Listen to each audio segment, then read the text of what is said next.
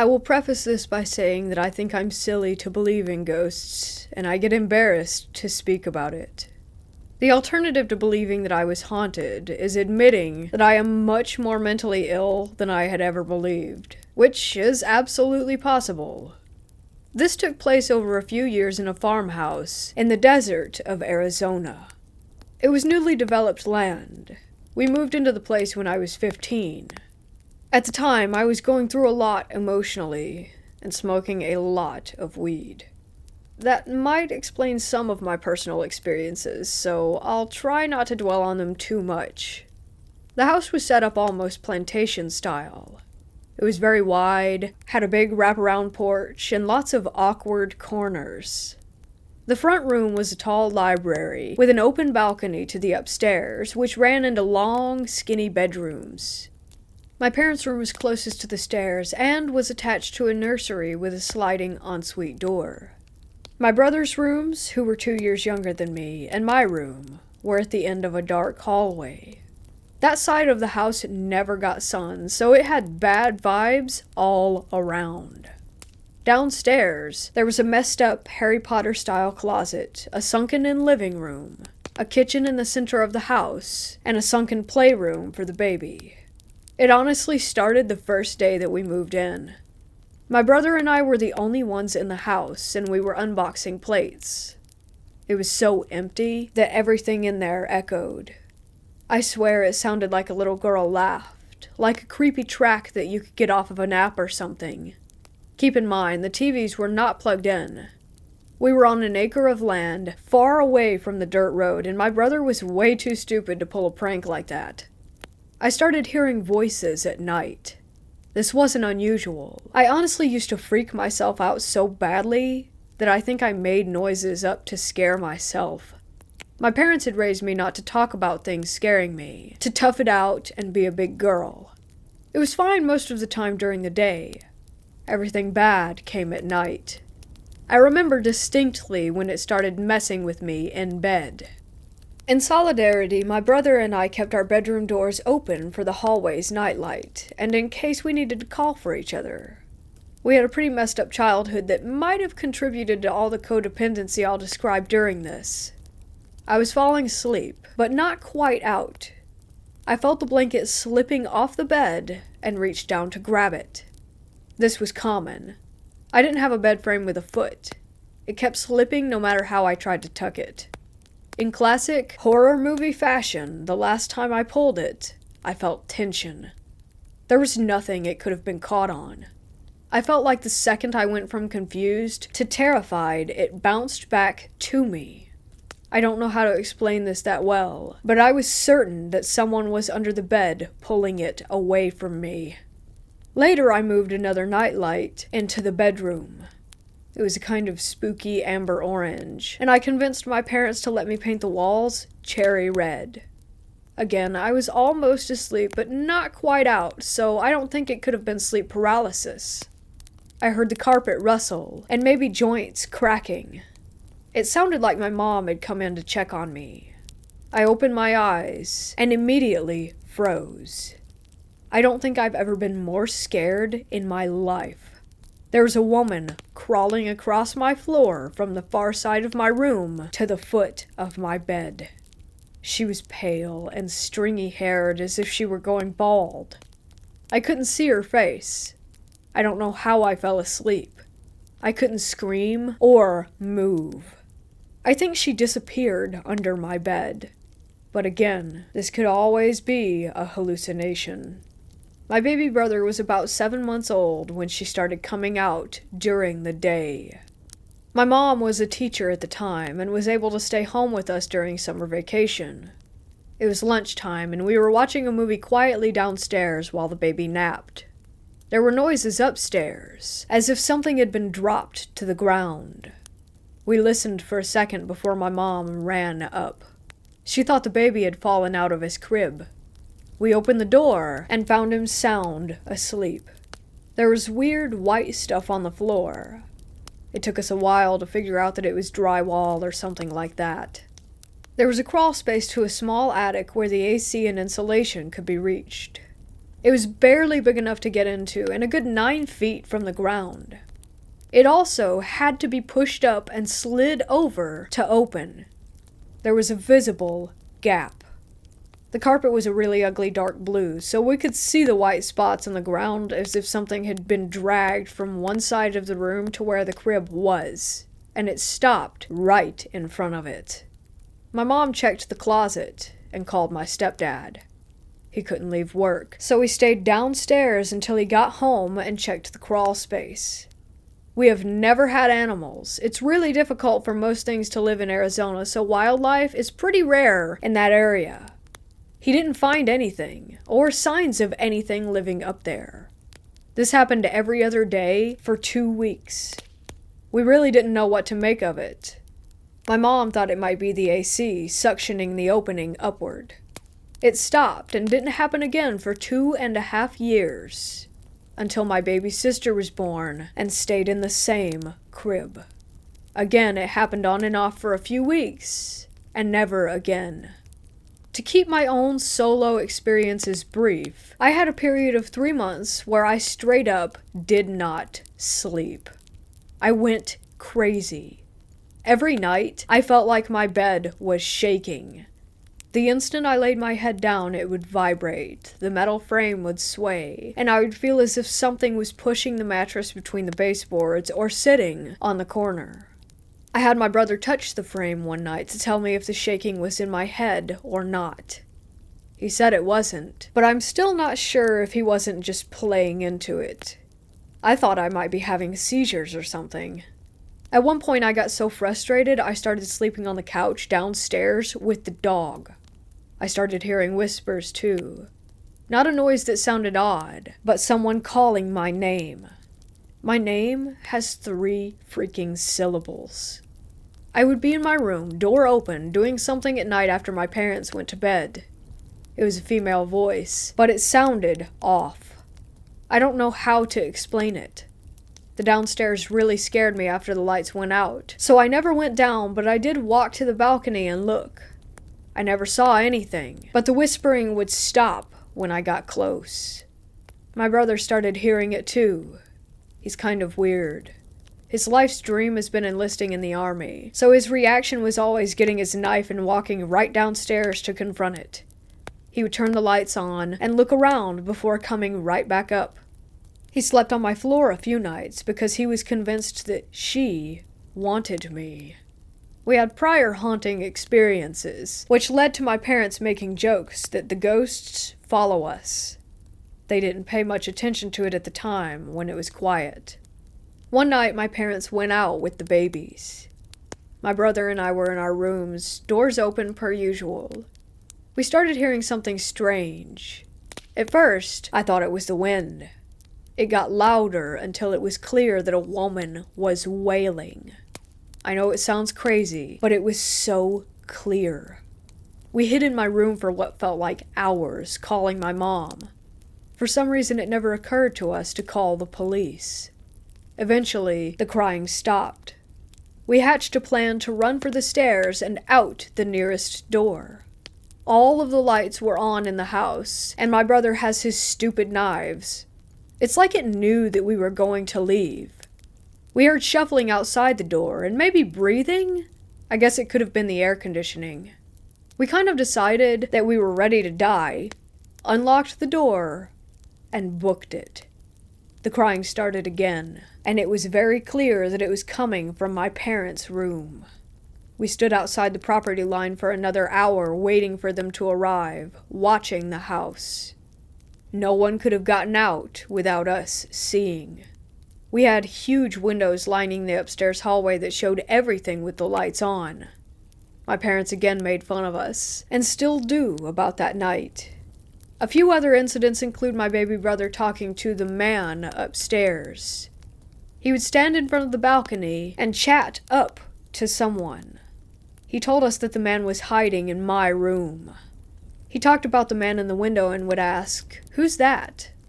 directed to the doors at night. I don't want to talk about all of it, but there were so many instances of voices, doors slamming, and things being knocked over in my room that I really did think I was losing my mind. I moved out at 18 and came back occasionally, usually to babysit. Apparently, my reluctant believer mother and absolute skeptic stepdad watched a coffee pot jump off of the counter. They were also outside sitting and having an open fire while drinking a coffee when they saw a figure in the balcony window of our room. It was a tall man, but my stepdad still needed urging to go upstairs. It appeared a second time, closer to where the nursery door was. My mom said she had horrible dreams about a man in the corner of her room after that. She was present for many of the instances where we heard footsteps upstairs, doors slamming when the AC was off, etc., but she always denied that there was anything wrong. Once my parents left town with the kids for a week. At this point I was 19 and living happily an hour away. My mom begged me to check on my brother and stay a few nights for the weekend. I arrived during the evening after I got off of work. I asked how had things been when he was alone. He said he was fine, he just didn't go upstairs at night and, quote-unquote, minded his business. He said if he ignored it and tried not to get scared, then it in return ignored him. He felt safe with the dog.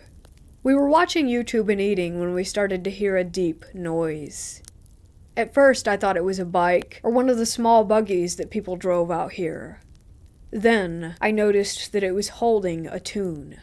It was humming. The dog had a weird thing about staring into the bathroom if the door was open, which is scary at night. This time, the door was closed and he still stood up and stared. The noise was so deep that it sounded as if it couldn't have been human, but it was definitely melodic. There's nothing I could think to figure out to try and explain it. My brother and I just kind of looked at each other. Then, a door slammed upstairs, and we decided to nope out of there and go for a walk. When we got back, I decided that I would sleep in my parents' room. It didn't feel right to stay in the kids' room, but looking back, it would have been best to stay close to my brother. I fell asleep surprisingly easy. I guess about 2 hours passed before my brother slammed the door open. The house smelled like it was burning. Not really like a fire smell, but more like burning plastic and trash. I was panicked. I was the adult and had no idea what to do in that situation. We checked the house. I turned off the air conditioning, thinking it might be on fire. We opened all the windows and fell asleep on the couches downstairs. The next day the smell was still lingering, but less overwhelming. The air conditioner was fine when I turned it back on. Like usual, the day was fine. That next night, my brother and I went on a jack-in-the-box run. It might have taken 30 minutes. We arrived home to a mess of blood, vomit, and shit. The dog was sick all over the living room. We immediately took him to an emergency vet, certain that he was dying. They checked him for everything that they could and gave him a clean bill. When we got home, all hell broke loose. My brother and I were cleaning up the mess with the doors open for airflow. There were absolutely insane banging noises coming from upstairs. We hadn't locked up on the way out. My brother thought that someone had snuck in and was trashing the place. He went up to check, and I hung out downstairs ready to call the cops if need be. Nothing happened. Nothing even seemed out of place. We kept cleaning, but the noise started almost immediately. It kind of sounded like someone was shouting behind a wall of cement. I couldn't tell the gender. My brother told me he had been fine until I got there, that I could leave if I wanted. I totally did, and I didn't go back. My parents sold the house this year. During the interim of the move, they stayed in an Airbnb. My brother lived really close to his work, so he stayed in the house with the dog for a few weeks. This story is just his own, so I'm not sure if I believe it. Like I said, he's kind of strange, but he's also not really one to embellish. He had been hearing the usual things, even his name being called in the night, but ignored all of it. His friends had been coming over to keep him company. The last day he was supposed to finish moving, he brought another friend. He says he felt that they were being watched the whole time when they cleared the place out, and his friend left him to lock up. They got into the car facing the house when they noticed that the blinds were open. They were definitely closed on the way out. His friend claims that he saw them open from the corner of his eye. My brother says that there is a woman squatting in front of a downstairs window, close to where he had just left from. She was pale, her nose was hooked, and her hair was black and stringy. Again, classic horror movie ghost. He said she had black eyes with visible white dots in the centers. Inside-out eyes, as he called them. And she was smiling. He says it took him a second of shock to realize that she was looking directly at him. He felt sick, like she could walk right out and get him. They burned rubber when his friend snapped out of it, and they screamed at each other all the way down the road about what they saw. He called me right after to explain it, but I was with my own friends and not really willing to listen at the time. What messes me up is that my mom thought he had a psychotic break. He went into his room and cried all night at the Airbnb. She thought something had happened with his girlfriend. My brother is not a crier. I haven't seen him do that since we were little. When we got together and talked about it, his eyes teared up then, too. He said he didn't know why, but he knew that she wanted to kill him. He drew a picture of her. It's not great, but it still fills me with the deepest foreboding. It took me a while to realize that I saw her too, just once in my bedroom almost 5 years ago. Suddenly it made sense. I knew it didn't feel like a woman, but it felt feminine, like something pretending to be a woman. My ex brought this up today. We dated all through high school and had a few experiences together that she recounts as her only paranormal encounters. I would love to still think that this was my own delusion, but it was shared by way too many people. Maybe a few things can be explained, but most of it truly can't.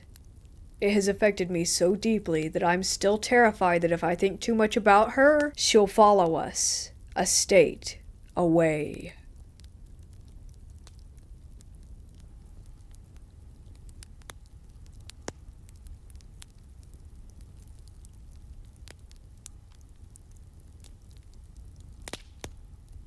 About 5 years ago, I had just moved into a new house with my wife at the time.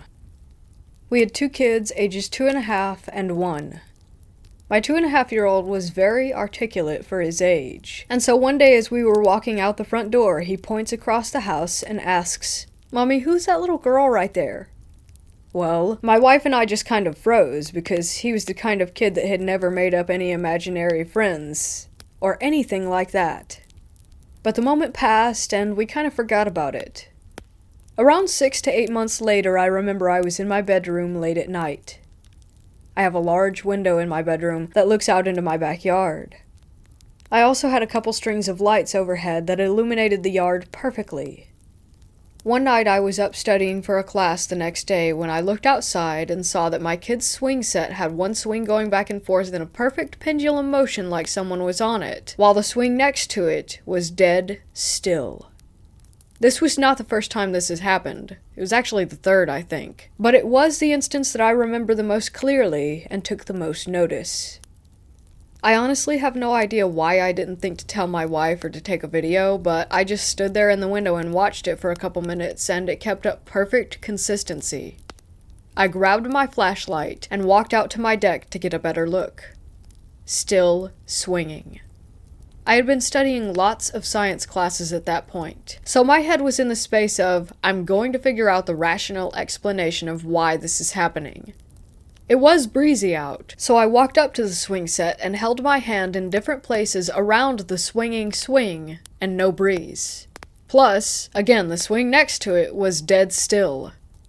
Also, my thought was that if it was the wind, there was no way that it could keep a perfect back and forth motion. If a swing gets even a little off, it would have collided with the one next to it.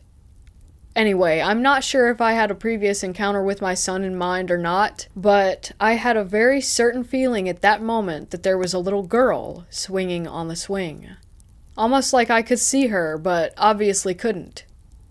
I also felt very at ease and not frightened at all. Then, after about 5 to 10 minutes, I stopped the swing just to see what would happen, and it remained stopped. I remembered apologizing out loud to the girl for stopping the swing, and told her that she could swing whenever she wanted to, but it never happened again after that, and I haven't had any additional encounters at this house since. I looked up public records and asked the landlord if there was ever any little girl that had died in this house, and nothing. The only info that I could collect is that a few years before we moved in, there was an elderly woman who lived here for about 20 years, but the owner had the landlord kick her out in fear that she would die on the property, so she had to move in with family a few states away. Anyways, I would love to hear your thoughts on this one.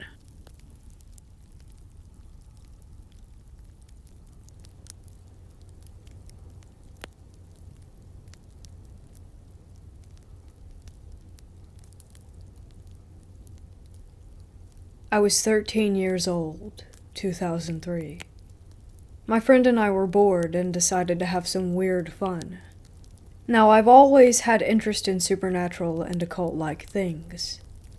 I've always been very empathic and in tune to things in a way that's hard to explain.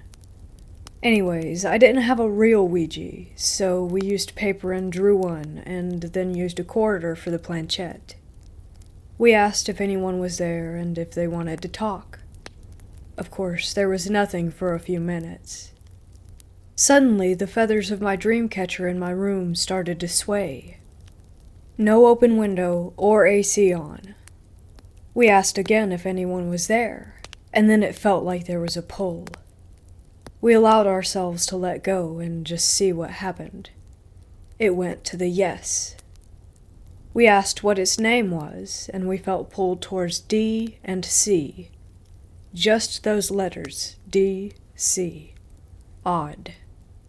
A minute or so later, my grandma called for us that she was ready to go, as we were about to go to the mall. We stood up and walked out of my room. My friend looked at my face and gasped, and told me to look in the mirror. I had about a 2-inch scratch on my face that was not there before. We were a little freaked out, but mostly confused. We went shopping and my grandma asked what had happened, and I told her I really didn't know. The next morning, the scratch was gone. After that night, however, things got pretty bad. My room for some reason started to feel colder than the rest of the house. Even my grandma commented a few weeks later that my room was, quote-unquote, cold as death. My dog stopped coming into my room as well. He would stand at the doorway and I would call for him and he would just look at me and leave. He might come in rarely for a minute or so, but he would never stay. I started to get feelings like I wasn't alone. The air felt thicker, the dark seemed darker. When I was home alone, I would hear things, footsteps and creaking. One night, it all came to a head. My grandparents went out to dinner and I stayed home. I was downstairs playing on the desktop and instant messaging my friend. The bathroom door next to me had been shut tight, but made a clicking sound. The knob had turned and the door had opened slowly. I got up and slammed it shut. I went back to playing my game and instant messaging when I heard a loud crash. I got up and saw my grandparents' crucifix that had been hanging on the wall, on the floor. I put it back and turned on as many lights as I could, and the TV, and just took my mind off it all. Around this time, my grandma, who is very Catholic, started getting into more New Age things like crystals and psychics. She went to one and the psychic told my grandma that she had a granddaughter who saw orbs, but that these orbs I had been seeing were angels protecting me. It is true that I had been seeing a lot of flashing lights that I called orbs in those months. Fast forward a year or so, and some things happened to me that I won't go into here. depression and hospitalizations and boarding schools. When I got home from boarding school, my grandma told me that she had spent a night in my room. She had laid down to go to sleep and suddenly heard a cranking noise. She said she remembers thinking to herself, "Please don't start playing music." And then my music box started playing. She said she bought a lot of different incense and played a special prayer on repeat for days and basically prayer bombed the whole house. When I returned home, my room felt clean, like whatever had been there was gone. Safe. I stopped seeing the orbs as much. I never played with a Ouija board again, but I do love the designs. I have a Ouija board mug and a Ouija board mat on my dresser. I like the symbol and am not afraid of them, but I will never use one again. I have been tempted through the years to try again, hoping that maybe being better prepared I can have a safer outcome, but I just don't know if I want to take that chance of opening a door to any stranger knocking.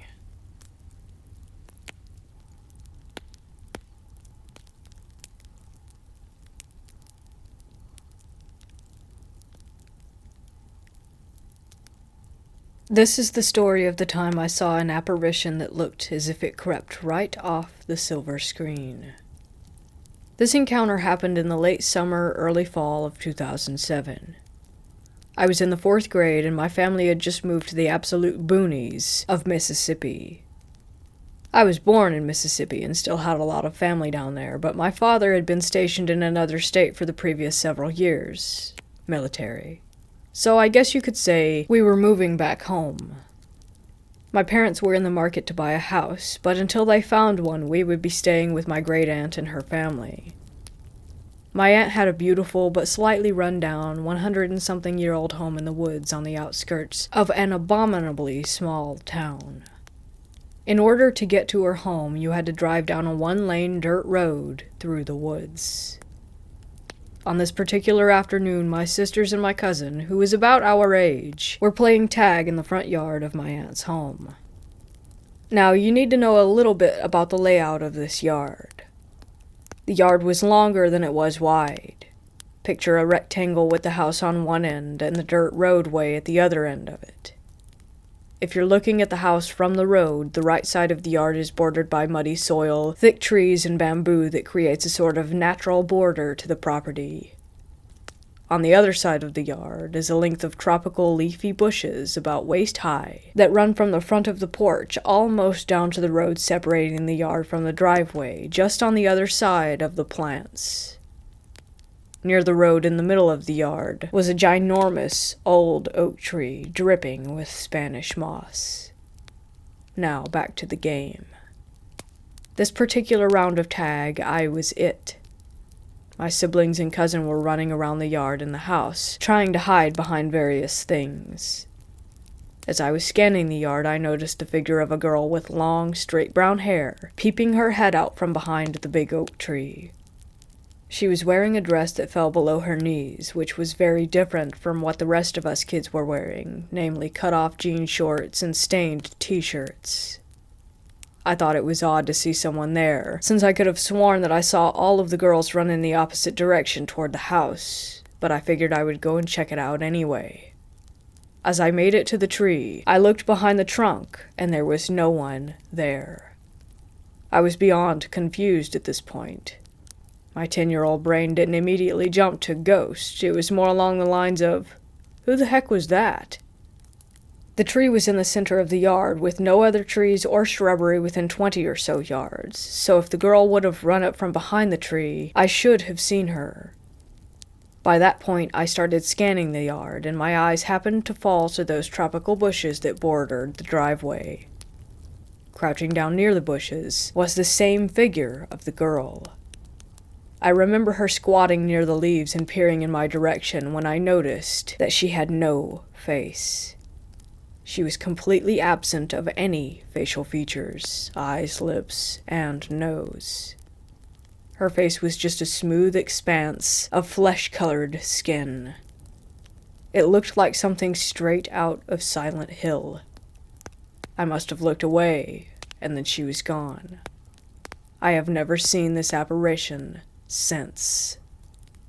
Now, I honest to goodness recall this encounter just as I have described above, but it was also 14 years ago. It's quite possible that my memory is faltered in some aspects, or is exaggerated in others, but this is how I recall it. Either way, it was terrifying.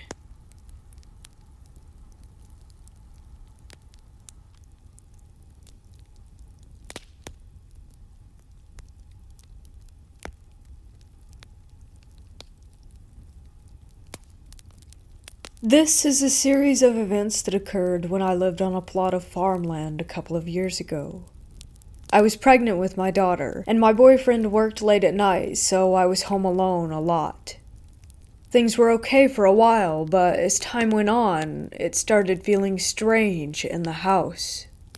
I always felt like I was being watched while in my bathroom and the hallway right by it. I started feeling uncomfortable around windows at night. I figured I was just scared of being there alone. One of the first strange events happened while my boyfriend and I were in bed.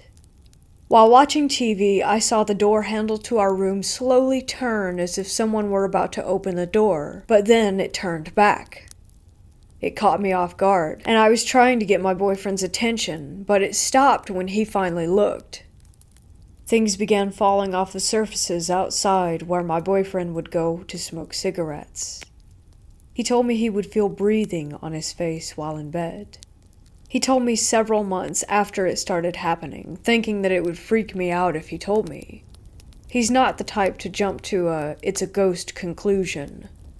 After I had my daughter, I was even more scared to be in the house by myself. I even began locking myself in our room every single night.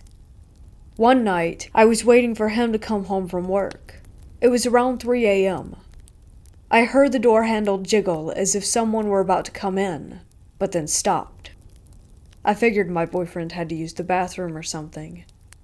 After waiting for about 10 minutes, I called him asking why he didn't come in yet, and he told me that he wasn't even home. My friend came over to hang out with me and my daughter. I was changing her while my friend was in the other room. I heard someone say, "Hello?"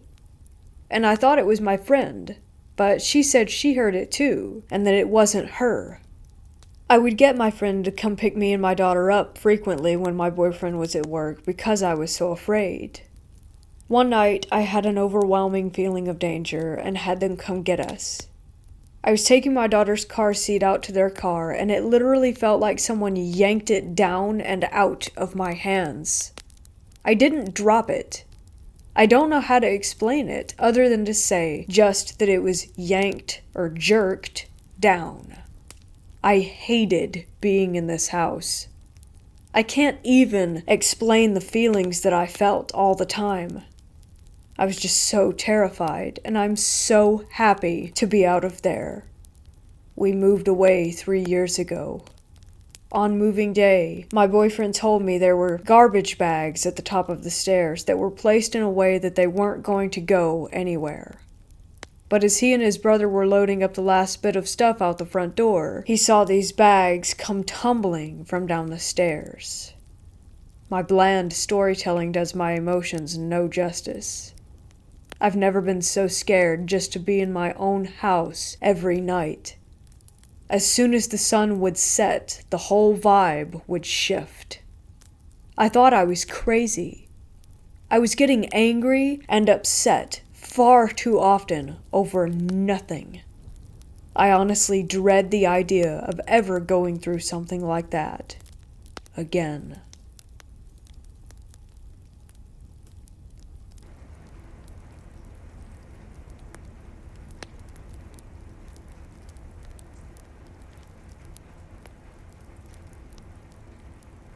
About 2 years ago, my Nana brought home a Ouija board that she found at a yard sale. I have always been a true believer in the paranormal, and it's always been one of my peak interests.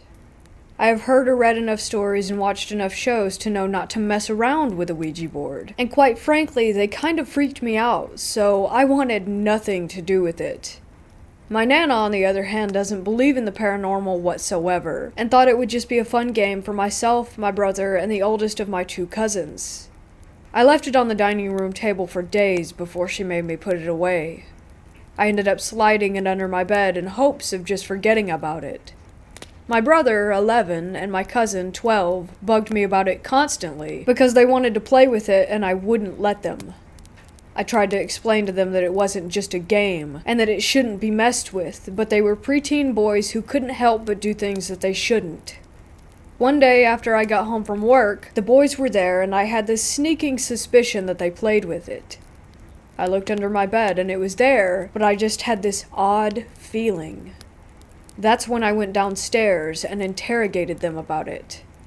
At first, of course, they denied it, but I saw right through them until they finally admitted that they had in fact played with the board. I asked them if they had said goodbye when they were done, and they claimed that they did.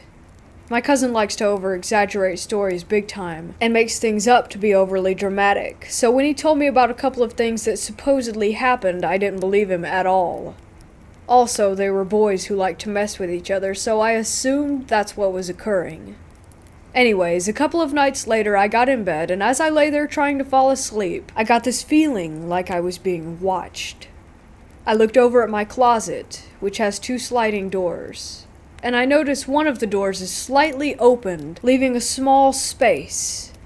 It creeped me out for some reason, so I turned and faced the other way, trying to ignore everything and just fall asleep.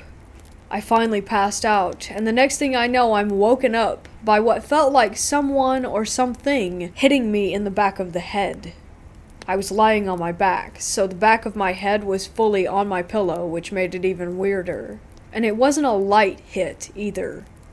It scared me so bad. I was shaking. I look around my room and I don't see anything, but then all of a sudden I hear my floor creaking like someone is walking around my bed. After laying there for a good little while, I finally got the courage to get up and grab my phone and book it to my living room. I sat and tried to calm down. I could still feel a tingling, pulsating sensation at the back of my head. I turned on my phone and realized it was 3 in the morning. I called my boyfriend, now husband, with tears streaming down my face from being so freaked out. He didn't pick up, and I swear I called him another 15 to 20 times before I finally gave up. I sat in the chair until my Nana got up around 6. I didn't tell her what had happened, because I knew she wouldn't believe me and would say I was acting stupid. After she got up, I had breakfast and then called my boyfriend again, and he finally answered. He told me he had his phone on silent mode so that he didn't know that I had been calling. I gave him so much crap for this, let me tell you. I told him what had happened and he felt so bad and felt like an idiot. He told me he would have come over in a heartbeat to comfort me and was so apologetic. Later that day, he came over and we took the Ouija board to a junkyard to get rid of it.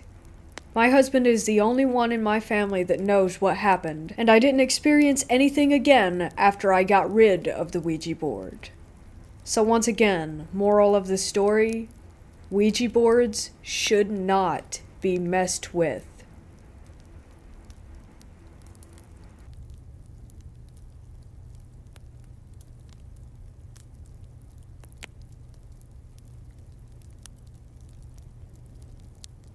So a couple of years ago, I want to say like 2 or 3, me and my friend were bored. This was around the time that the Ouija board trend was going around on YouTube, and that kind of stuff has always, and still does, fascinate me. So we both decided to make a Ouija board out of a rectangle of cardboard that we cut off of a box. I believe we also made a ghetto-looking planchette out of cardboard too, with a hole cut out of the middle and everything. So anyways, we brought the thing into the basement of my house. Already a huge mistake, as I learned after. And we started messing around and using it. I don't even remember what we asked it or anything that really happened in detail, but I do remember being in such shock because I felt a strong connection, almost like a magnetic pull, pulling it down and moving it from underneath. Another thing that we both admitted to feeling after we played with it for a couple of minutes was a cold chill, only on our arms, that we were playing with. It wasn't really a breeze, but it just felt, well, bone-chilling. The point of this story comes into play now. That night I was in my bedroom, and I got up to go to the washroom, which is straight across the hall from my room, to brush my teeth and get ready for bed. I left my phone on my bed before leaving. So after I was done getting ready and all, I opened the bathroom door and immediately noticed that my room's lights were turned off. This threw up a red flag in my mind right away, and while I was scared, I just thought it was nothing and flipped the lights in my room back on. I went to grab my phone to distract me from the adrenaline and try to calm me down before bed, and I didn't see it on my bed. Or anywhere, for that matter. I got creeped out and immediately flipped the lights off and jumped into bed and hid under the covers. I tried to fall asleep, even though the thought that the Ouija board we had used earlier that day was in the closet about 5 feet away from me would not leave me alone. I swear I heard a faint knock from inside my closet multiple times that night, but maybe it was just my mind messing with me.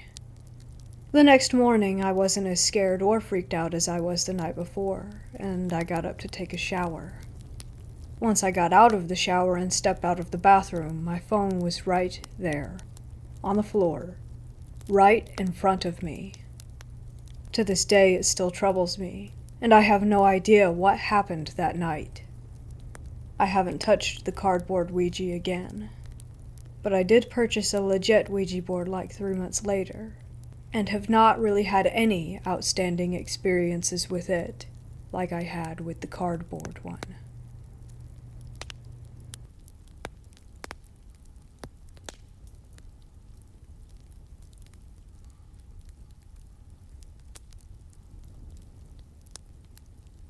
I used to work as a cleaner when I was 16 and between colleges. This is the UK, so I had already left school. The place where I worked was a popular clothing store near my house and was built over ancient farmland. There were also rumors of druid burial grounds nearby, but that's another story. I've always been sensitive to the paranormal from a very young age, but this was by far the most haunted place I've ever worked, and my first apparition sighting. We were a team of 4 to 5 people, and all of us were assigned to different parts of the store. One of the sections was the women's fitting rooms. We would vacuum the rugs and cubicles, polish the mirrors, and all of that. You would hear high heels on the tiles the whole time that you were down there, and the sounds of rustling paper, coat hangers rattling, that kind of thing. There was also a general feeling of discomfort and unease, as though you were being followed and watched. This is hours before the store opened, so of course there were no customers. Sometimes a manager would be there, but they stayed upstairs in the office. The next part was the men's clothing area, which was on the 2nd floor. When you cleaned there, you were alone but for the occasional manager walking through. One time I was on the floor cleaning the railings by the cash registers, and a huge black shadow swept over me. I was surprised because I hadn't heard anybody approach, and as I looked around, I was definitely alone. My cleaning routine was to sweep the floor and collect the dirt into little piles around the pillars, then sweep it up all in one go at the end. The dirt piles moved constantly. I would go back to do the final big sweep, and some of the piles always would have disappeared.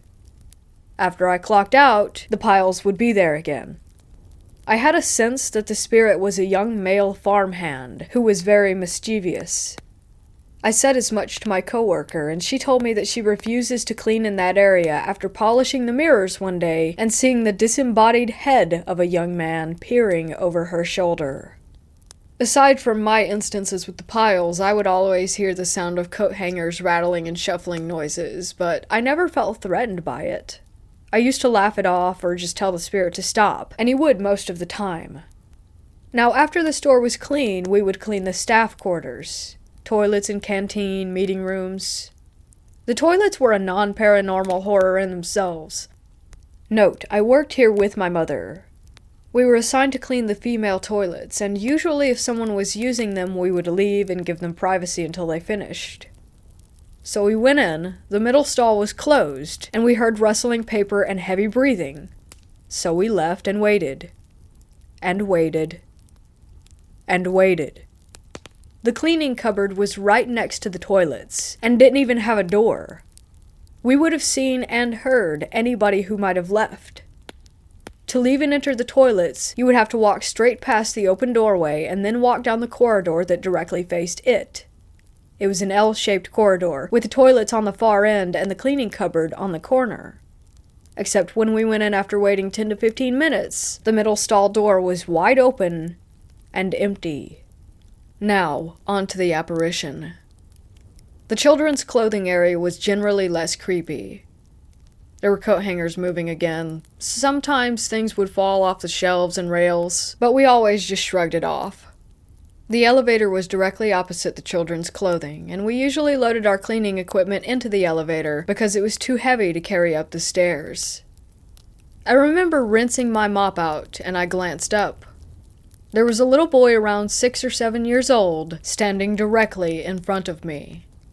He wore a flat cap, a pale shirt with suspenders, dark shorts, and socks up to his knees. At first I thought it was a mannequin, and when I blinked, he was gone. I thought I was just tired, and I shook my head. I spoke to my mother about it later, as she's Wiccan and super into the supernatural, and I described the boy to her. She had seen the exact same child a few weeks before, but only the back of him, as if he had been walking around a corner.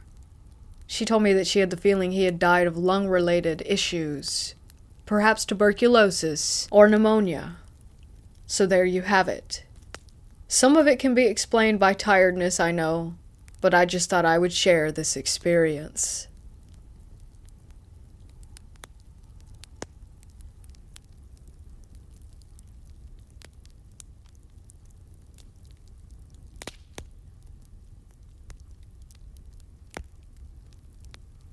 About 10 years ago, I moved into a new home in Indiana with 3 roommates. I won't go into too much detail about where the home is located out of respect for my former roommates, one of which still lives there. I will say that it is located in a very old part of town, a few blocks off of one of the very first main roads that used to be in the town that was settled in 1846, I believe. Anyway, this house was definitely not what comes to mind when you picture a haunted house. It was built sometime in the early 80s or early 90s. It was pretty ordinary looking. 3 bedrooms with a small loft area, tiny bathrooms, and not a whole lot of room for 4 adults to spread out. But when you're a college student in your early 20s and have the opportunity to split rent 4 ways, this seemed perfect. We had all our own tiny little spaces, shared a kitchen and living room, and spent most of our time just bullshitting around the dining room table. The house was owned by an older couple who lived in a city about 20 minutes away. They began renting the home out to help finance their retirement. They were sweet, and pretty relaxed on any rules for the home. They told us right off the bat that they were not physically fit enough to do any maintenance or repairs on the house should anything go wrong, so we were told to call them with any issues, and they would send over their handyman, or whichever professional was needed. They never came to the house. Not once. We paid rent by money order through the mail. I didn't find this strange at the time. The first weird event occurred about a week after we all moved in. We all worked the night shift at our respective jobs, so the house was empty all night and we arrived home around the same time early in the morning. We dragged ass into the living room to enjoy some sort of fast food breakfast before passing out when we realized that the entire carpet downstairs was soaked.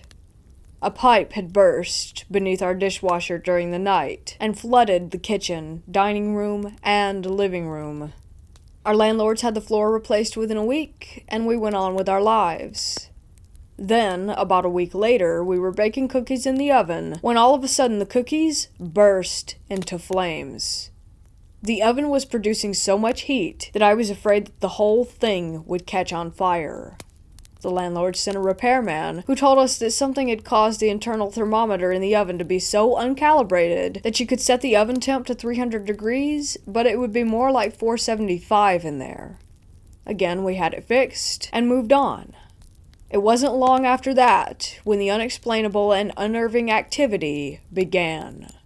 The ceiling fans in the rooms would turn on randomly, and they would spin so hard that they would rattle and shake to the point that it looked like the thing was about to fly off of the ceiling. Every room was equipped with button switches. There are 4 buttons on the wall, 1 for the light and the other 3 for various speeds for the fan. The fan would make a 2-tone chiming noise when you would push the button to turn it on. No one would be able to turn on a fan without pretty much everyone in the house hearing this chime. We were creeped out, but chalked it up to faulty wiring or a power surge. That chime still haunts my dreams. Then came the TV issue. We all pulled together to buy a large flat-screen TV for our living room, brand new, name brand, extra warranty. The TV would turn on by itself constantly. We returned it to the store, exchanging it for a new one, and thought it would be fine.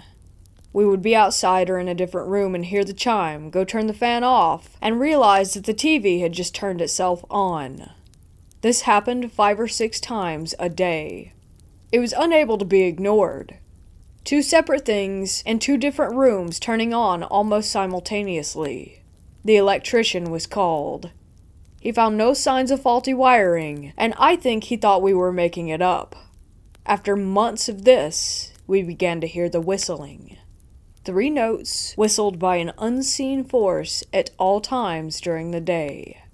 This would usually happen when you were in a room by yourself. I would get this sick, anxious feeling like I was being watched, and right then, I would hear the whistle. Someone or something wanted our attention, and he got it. 3 of us were totally convinced that our house was haunted. Our other roommate was a skeptic, and also pretty much had to make this living situation work, or he would be sleeping in his car. About 1.5 years of living in this house, dealing with constant phenomena, it ramped up again. We would be in the kitchen making dinner, go eat in the living room, and come back to find every cabinet door open. Sometimes the refrigerator and oven doors were open too. This happened probably 3 or 4 times a week, on top of all the other crap. I was over it, but had no idea how to fix it. I went to Borders bookstore and got a few books about ghosts and hauntings and different information about getting rid of the creepies in one's home. I decided to do a smudging, and I could not have been more sorry about that decision. We planned to do all the sage smudging together, and our Catholic roommate also had his priest come in and do a house blessing that same day. Holy oil and water were sprinkled in each room, the smell of white sage burning. We thought it was over. The next morning, I was walking downstairs like I had 1,000,000 times before, when my feet completely flew out from under me and I was airborne. I remember thinking, this isn't possible, right before I smashed into the stairs. I landed on my back, right at the edge of them. Picture Lucy pulling the football away before Charlie Brown can kick it, and his tiny feet are kicking in the air. I was Charlie Brown. I landed not on my butt or side, but squarely on my thoracic spine, the upper area of my spine. How on earth did I defy gravity? I had now tripped. I was barefoot on carpeted stairs, sober, and holding the railing. I didn't feel a push. I felt a sweeping force take my legs out from under me. I broke 4 vertebrae in my back, about parallel with my shoulder blades. I've had injections and nerve damage and back braces and a chronic pain that isn't normal for someone in their 20s. I began to look for a new place to live. I found out that I was pregnant with my son about 2 months later, and decided that the risk was too great to live in that house pregnant, so I packed up that night, told my roommates that I would continue to pay my portion of the rent until our lease was up, and moved back in with my parents. I was only staying with my parents for about a month before finding a new safe place for my baby, my now husband, and I. But I lived constantly on edge thinking, what if it followed me? It didn't. What did follow me are the nightmares where I relive the feeling of terror and dread washing over me, and every so often, I can still hear the whistle.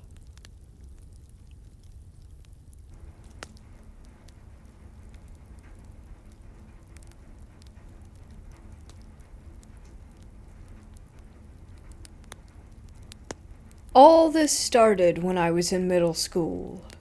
I was young and stupid and seriously interested in the paranormal. I grew up in a religious home, and I am still religious. I have no explanation for what happened to me. I started experimenting with the paranormal with my friends. We thought it would be really cool to use a Ouija board. At first, nothing seemed to happen, but then the board started to move. We asked all the normal stupid questions like, "Who's there?" or "Is anyone here?" It moved really slow and steady. I was sure that my friend was messing with me. I got spooked and we threw out the board. But that is not where this story ends. Moving forward, I started having really weird nightmares. I would consistently wake up at 3 a.m. or not be able to sleep at all. I was basically a zombie throughout my entire day. There was one time when I was at home alone on FaceTime when I heard my mom yell my name. I yelled back and didn't get a response. My friend then reminded me that I was home alone. I immediately checked my whole house and no one was there. She heard the voice too though, so it couldn't be explained. I continued hearing voices and knocks and was still unable to sleep. There was one time where I was in my room doing homework and someone pulled my hair so hard that my head actually yanked down. I got so spooked that I ran to my dad and told him what had happened. He obviously didn't really believe me. My brother started noticing weird things too, and that's when I got really uncomfortable. He and I were in my room, and I went to the bathroom. When I came out, his face was stone white. He claimed he saw a little girl run past my bedroom door. It couldn't have been me because I used the bathroom connected to my room. We don't have any other siblings. Another time I was on FaceTime again with a separate friend and I had my phone out in front of me when I walked into my bathroom. My friend asked, "What is that behind you?" And as soon as she said that, the lights shut off. I sprinted to my brother's room and of course nobody believed me again. The icing on the cake though was when I was asleep one night and I woke up suddenly. It was 3 a.m. again and I was completely paralyzed with fear. I couldn't move. All I could see was a hooded figure in all black staring at me from the corner of my room. I couldn't see its eyes. I just knew that it was looking at me. It began to float toward me, and then pressed all of its weight on my chest. I couldn't talk or move. After silently crying for what felt like forever, I finally croaked out the word Jesus, and it fled from the room through my door. After that incident, I told my mom everything about the Ouija board and the experiences, and she finally believed me. She could see how scared that I truly was and knew that I couldn't be lying. She immediately got to work and blessed me and the house.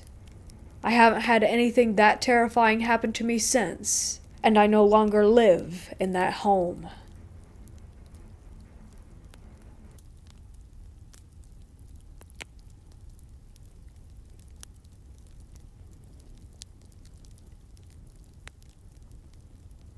My late mother told me her ghost stories from a time when she worked as a charge nurse at a well-known hospital in my state. Please forgive me if the story is hard to follow, as she told me this when I was a kid. In the early 90s, my mother was fresh out of medical school and was fortunate enough to find a job at a prestigious hospital. The only downside of taking this job was the fact that she would be working the graveyard shift. A typical hospital night shift is 11 p.m. to 7 a.m. A couple of months into the job, she found out that one of her good friends from medical school had gotten a job at the same hospital as her. Unfortunately for my mother, her friend had gotten a day shift. On this particular day, my mother's friend ran into some car trouble and couldn't get a ride home. My mom, being the helpful person that she was, told her friend that she could pick her up and take her home before her shift started. My mom picked her friend up and took her home. Her friend was thankful for my mother and insisted that she stay and eat some dinner. My mother couldn't turn down the offer as she had rushed out of the house to go and pick up her friend in the first place. My mom and her friend sat at the dining room table eating dinner. In front of the table in the family room was a large fish tank. Looking at the tank, my mother noticed that all of the fish were pressed up against one side of it. She wasn't really bothered by this, but asked her friend, "Did you forget to feed your fish today?" "Why?" "All your fish are out and pressed against one side of the tank." My mother's friend looked at the tank and laughed. "Maybe it's my uncle. The fish would do that when he would look through one end of the glass." "I thought you mentioned to me that your uncle had passed away when you were in medical school?" "Yeah, sometimes I think he's just standing there looking at the fish, or maybe I'm losing it." They both laughed it off and finished dinner. My mother thanked her friend for dinner and left to make it to work on time. My mother was less than a mile away from work when she saw blue lights in her rearview mirror. She thought to herself, was I speeding? Did I forget to signal? Did I accidentally run a stop sign? All of this ran through her mind as she pulled over. The police officer came out to the car and up to the driver's side window. He shined the flashlight in my mother's eyes and asked for her license and registration. And then, the usual, "Do you know why I pulled you over tonight?" "No, sir." "Well, the person in the passenger seat is jumping around and clearly isn't wearing a seatbelt." "How can that be?" My mom confusingly looked over to the passenger seat, and of course, the seat was empty. The officer shined his flashlight into the car and froze. My mom turned to look at the officer, who was visibly shaken and pale. After a few seconds, the officer began to mutter, No, not today," and slowly paced back to his car. In a flash, the officer took off. Must be Uncle, she thought. My mom arrived at work and started with her normal routine. The night shift didn't faze her until around 12 a.m. While finishing some patient paperwork, out of the corner of her eye, she spotted someone walking around in a patient gown. Concerned, she nudged one of her coworkers to check on the patient who was wandering around in the hall. He got up, looked down the hall, and immediately turned around back towards my mother. There was no one there. Confused, she looked over the desk, and indeed, there was no one there except other nurses and doctors. At around 2 a.m., my mom had gotten tired and decided it was time to get some coffee. She got up from her desk and began walking to the break room. On her way to the break room, she spotted the same patient wandering around the hall. Not wanting to disturb the other patients and nurses, she decided to follow this patient. She followed them until they turned and walked into one of the rooms. She walked up to the room and looked in, expecting to find them. Instead, she walked into an empty cardiology room. My mother walked out and began to think that she was losing her mind. Before exiting the room, she looked at the room number and saw that it read 616. She wrote it down on a notepad and continued with her shift. When her shift ended, she began to put away her work in her locker and pulled out her notepad. She looked at it, and it read Cardiology 616. Remembering what had happened, she used the break room phone and called her friend. Half asleep, her friend answered. My mom began to explain what had happened to her and mentioned her experience with the police officer and her shift at the hospital.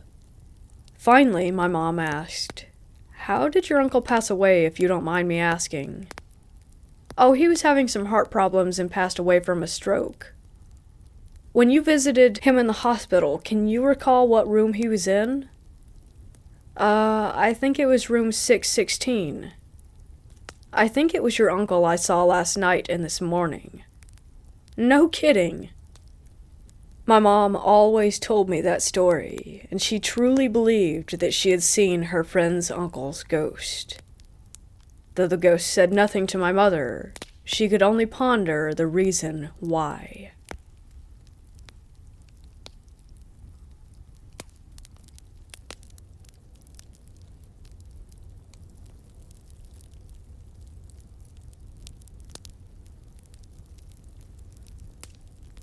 When I was younger, my mama would leave me home alone with my older brothers. As soon as she would leave, they would pull out a hidden Ouija board and play around on it. Of course, I wasn't allowed to be part of the game. I was probably around 6 or 7, and they were in their late teens. I can remember so vividly these memories. Mama left, and the boys went into a bedroom off the kitchen where the board was hidden. They closed the door behind them, and I was left watching cartoons by myself in the living room. The bedroom door had a gap under it, about 1.5 inches tall, and I would sometimes quietly go lay on the floor and watch them play with it through the gap. I can remember them making contact with a spirit one night, and they asked its name, to which it replied, Tobias. Each time they played after that, it always seemed to be Tobias reaching out. For about a week they conversed with this spirit, and nothing out of the ordinary seemed to come from it. However, one night, as I was watching them, the board started talking about me. My brothers would always write down the things being communicated and read them aloud, which made it easy for me to eavesdrop on them. As I lay there on the kitchen floor looking under the door, the game became active and my brothers started writing. I saw both of them make eye contact and look at each other, confused. My oldest brother said, "It said we are being watched?" As they looked around the room, I snuck back to my cartoons. They opened the door and checked on me, then went back into the room. I crept back over to watch some more. This time, the board used my name. I recall my brother saying, "It says Bianca needs to go away." I could feel the blood leave my face. I knew my brothers hadn't seen me watching. I got up and pretended to be sleeping on the couch, and eventually just actually did fall asleep there. I was awoken in the middle of the night by a strange sound, kind of like the sound a cat makes in its throat when it's mad. I sat up and cleaned the sleep from my eyes. After sitting there in the dark for a moment, it seemed to go quiet in the house. I was getting ready to get up and go to the bathroom, but I felt unable to stand, almost like something was pushing down on my shoulders. Then suddenly, it was like I was in a wind tunnel. I remember Mama's sheer curtains were whirling around, and it felt like they filled the room. I felt so dizzy, and then it just stopped. I don't remember going to sleep at all, but I woke up on the same couch, and it was daylight outside. I have never spoken about this to anyone, but the story doesn't end there. My brothers continued to mess around with the board, which I was no longer wanting to be around. It got to the point that weird things were happening to them, too. They would talk about it amongst themselves, and I would play oblivious. One night, my brothers walked out of the bedroom with a rolled-up sheet and scissors. They told me that they would be right back and walked out the door. The next morning, I learned that the board had said some things that really frightened them. They took it down the road to the old iron bridge near our house to cut it up and throw it over into the water. We were all sitting in the kitchen eating breakfast when we heard a loud crash outside. We ran out to see a car had wrecked on the bridge. My brothers were sure it was because of the Ouija spirit that they thought they had disposed of the night before. The person who wrecked happened to be a person that my brother went to school with. He told my brother that he wrecked because as he was driving over the bridge, a demon-like figure appeared next to him in the car. He later found a piece of the board in his car, and nobody knows how it got there.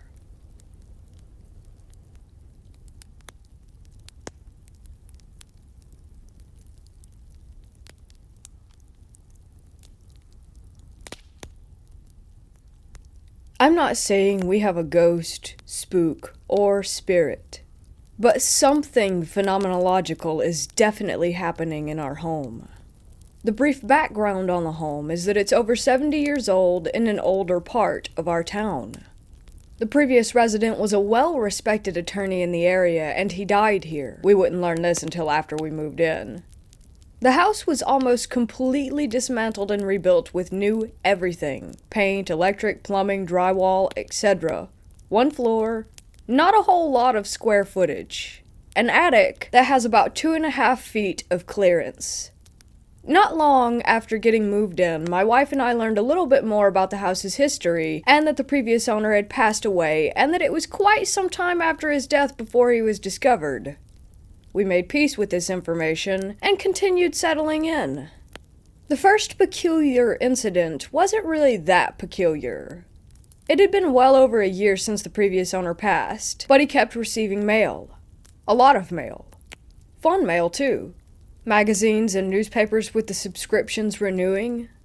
We remarked on the mail as being merely interesting, and for the sake of creating a tradition, we always kept the old attorney's mail for a day or two, in case he just wanted to read it. Eventually, this would trickle to a stop. The second peculiar incident caught our attention. After 2 months of being in the house, we decided to get newer, better locks for the doors. I had a new key, my wife had a new key. 2 extra keys went on the key hook. A few days go by, and my wife asked me if I had lost my key or if I had trouble locking or unlocking the door. I hadn't. She showed me the 2 extra keys. Both were still on the wire ring, and both had bends of about 15 degrees right at the key shoulder. We agreed that this was odd, but we let it go with some loose rationalizations. The third peculiar incident started a little over 2 years ago, and continues still. Neither I nor my wife smoke. However, about once every 2 weeks on a random day, and usually after midnight, the distinct odor of warm cigarette smoke can be smelled in our living room. At first, we thought it was someone walking nearby, or a neighbor, or an odd or unfortunate combination of smells from a garbage can. We got some cameras, and pointed them outside to see what we could see. Nothing. The last time we smelled cigarettes was about 2 weeks ago. And we've had electricians check our wiring on unrelated matters just in case. The fourth incident relates to the second. 2 metal spoons in the silverware drawer were bent. Almost snapped. Aside from the cigarette smoke, it's been a while since anything has happened, until last week. For whatever reason, the attorney's mail is resumed and the 5th peculiar incident has occurred. I work out in the woods, and my wife now works from home in the company of our 2 cats. In a flurry of texts and phone calls, she told me that it sounded like someone was running around upstairs, as if they were rushing across the house to answer the phone, was how she described it. We've had squirrels in our useless attic and the occasional tree branch. The footsteps exceeded both of those. The 6th and most recent peculiar incident is equal parts mundane and intriguing. We have a favorite spatula. Yes, we do. Some of you reading this probably have your own favorite spatula, spoon, fork, pot, pan as well. We used the bright robin's egg blue utensil to make our Thanksgiving dinner and set it aside with the rest of the cooking detritus. That evening, and the following morning, the kitchen is cleaned and everything is put away. Sunday began the greater holiday baking season, requiring the favorite spatula. Except, it was missing. The ceramic container where the utensils are stored has everything else. Red things, green things, metal things, wooden things. Visual inspection of the surrounding area results in zilch. Every cupboard and drawer opened and investigated to nothing. We sadly conclude that after the big cleanup, it must have ended up in the trash. So we began an online hunt for its replacement. On Friday last, I get a picture of the utensils sitting quite happily amongst all the others. I was confused by this, since the evening before we had to use other tools instead of the missing spatula because it was missing. So, sometime after 9:30 p.m. Thursday and 7:18 a.m. on Friday, something that was missing for at least 5 days returned. So here it is in order. 1. A confluence of strange coincidences. 2. Sleepwalking. 3. Someone is managing to live in our attic. 4. That I and my wife are in a weirdly mutual prank cycle. Or 5. Something real is happening. If you have any ideas, tests, solutions, resources, or suggestions, I'm listening. Nothing seems malvoyant about what's been happening, but it's definitely happening.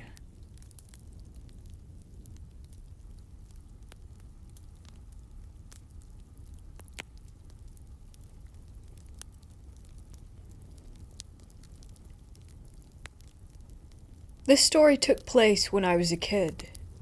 My dad has been a pool man for many years. One of his oldest customers decided to purchase a ranch. I don't exactly remember where. He asked my dad if he could come and fix their pool, which was disastrously maintained before he bought it. He gave my dad permission to bring us along, and told us that we were welcome to stay a few days to enjoy the ranch. We drove there, and I had been in charge of reading the MapQuest instructions because I never seemed to be able to sleep during car trips. We drove back home a few days later, after my dad was finally able to save the pool. The drive home was very long. For endless stretches, the view was mostly desert, farms, and the occasional small suburban town. Unlike me, my mom and brothers were knocked out almost immediately. So most of the trip, it was just my dad and I talking or listening to music. I'm also a very avid reader, so I had a book on my lap beside the maps. I remember the ride had been quiet for a while, because I had been reading. I had to stop because it was getting dark, and my dad would only let me turn on the dome lights to read the maps. No radio service, and the Game Boy batteries had all died. All I had left to do was stare out the window. All of a sudden, I spotted a very tall shadow on a roof. I realized that there was a man who seemed to be wearing a hat, bowler or top hat, dancing and jumping from rooftop to rooftop of this suburban lot. It was kind of like the scene from Singing in the Rain, which, at that point, I had not yet seen myself. It took a second for me to realize that this was not a normal thing to observe. The houses were separated in a way where a normal person couldn't possibly have jumped from roof to roof the way that that thing was. What scared me the most is how at the last house before a field he seemed to turn around and sense me. He bowed and tipped his hat. Even though I couldn't see it, I could also sense that he was smiling. All I felt was dread. I turned to my dad to see if he had also seen it, but he had of course been paying attention to the road. When I looked back, I couldn't see the houses anymore. They were way behind us. I never saw a face or any details. He was just a silhouette on the roofs. I remember the feeling of being afraid that it would follow us. That it could, if it wanted to. I never saw something like that on our many road trips ever again. Sometimes I wonder if I imagined it, but it felt so real. The memory is so vivid as well, which always comes back when I'm watching old musicals because the dancing reminds me of the way that he moved.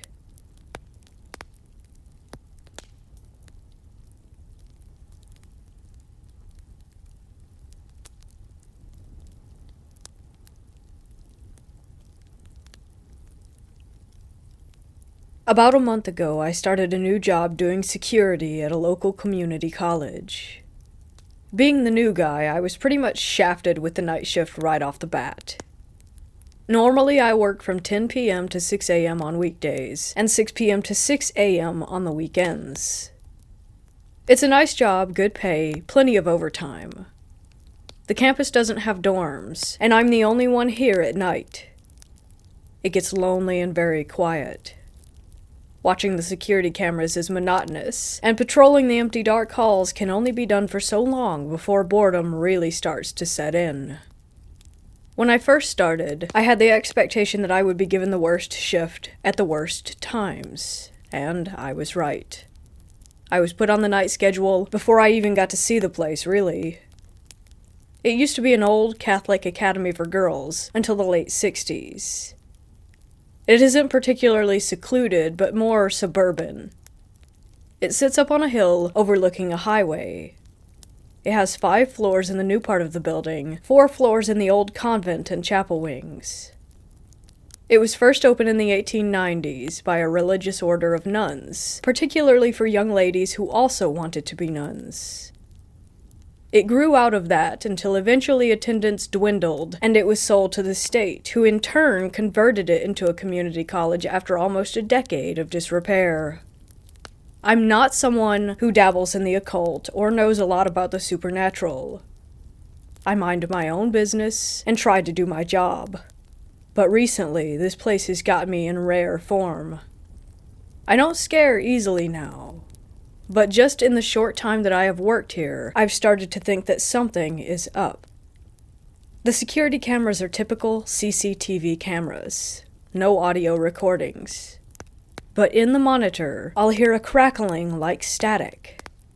There's no way to enable or disable audio on the monitor. It comes and goes. I'll hear footsteps like leather soles clopping down the hallways through the security monitor. When I go on patrols in the convent wing, the lockers that are typically reserved for the cleaning crew and faculty staff will be unlocked and wide open. I've seen them open on the cameras, but only my supervisor can play back the footage. Doors that I know I locked during my first patrol will then be unlocked and open on the third patrol. The motion sensors will detect something and turn on when I'm not even on that floor, and when I am, sometimes they don't even react to when I move down the hall. And when I go to what is now the library, it used to be the chapel, I can hear piano music coming from the hall where I had just came from. I don't really drink anymore. I don't do any drugs, prescribed or not. There's no history of mental illness, and this isn't just a one-time thing. I'm not sure how to tell my supervisor about it without sounding mad or cowardly. I don't even know if I'm posting this in the right area. Only 4 more hours left in my shift, anyway.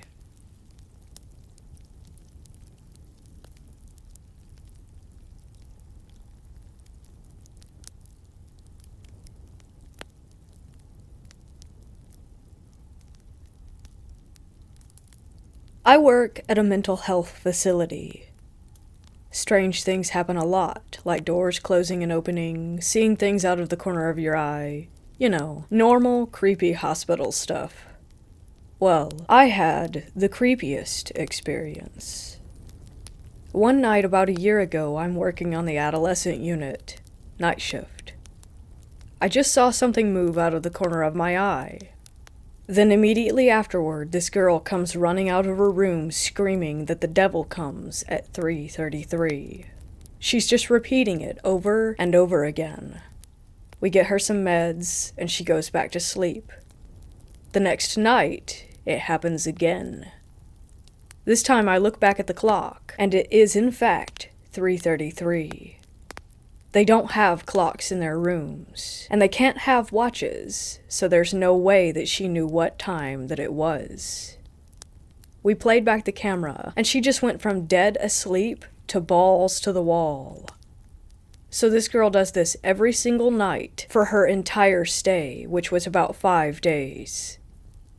During that time, the quote-unquote creepy hospital stuff seemed to happen even more.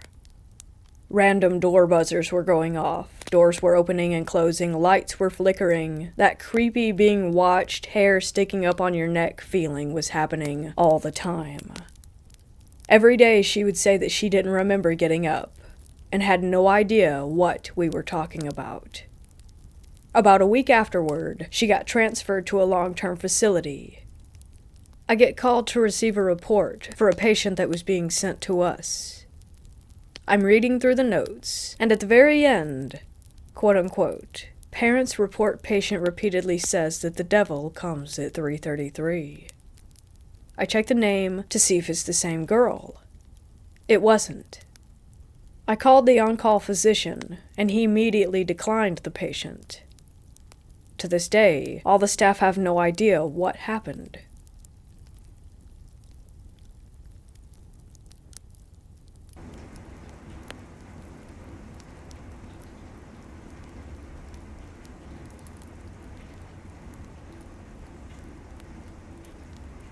This happened to me when I was in high school. I was at my friend's house at the time, who lived in an apartment building. She had a neighbor who lived upstairs, and was a few years younger than us, who we hung out with when I visited my friend's apartment. On this specific day, my friend's neighbor mentioned that she had a Ouija board, and asked if we wanted to use it with her. We both agreed, as I personally didn't think Ouija boards were actually paranormal, and thought it was a myth. We went into a garage area of the apartment building and put our fingers on the planchette. For the first few hours, nothing really even happened. Eventually, we had movement on the planchette and started asking questions to this spirit, who would answer us. I forgot who, but someone asked if the spirit was trying to communicate with anyone. Interestingly enough, it spelled out my name. I was skeptical, and thought it was one of my friends messing with me, so I asked what its name was. It then spelled out my grandmother's name, who died 6 months before this Ouija board encounter. I started getting a little uncomfortable, as my grandmother's name is in another language, and my friends did not know this language, nor have I ever told them what her name was. They wouldn't even know how to spell it either. Weirded out, I asked what my grandmother wanted. She started spelling out URGR, and then the planchette started going in weird circles, and even going off of the board, and wasn't spelling out anything that made sense. So I asked for further clarification, and then just "You are great" popped up. This will be important later, so keep that in mind. Anyway, at that point I thought it was just one of us moving it weirdly, so I said goodbye. A few days later, my grandmother's husband, my grandfather, suddenly passed away.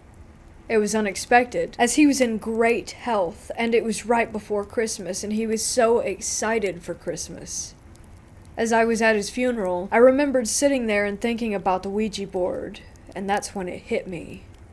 When my grandmother initially tried to spell out something that started with GR, I realized that grandfather starts with GR. But then the planchette had moved around so weirdly when my grandmother couldn't spell out the rest of the word, as if something had been stopping my grandmother from completing the word and warning me. The next few months were hell, as I started blaming myself, and was convinced that I had somehow contributed to my grandfather's death by using this board. It got to the point that I became suicidal, and the scariest part is, my thoughts felt as if they were not my own.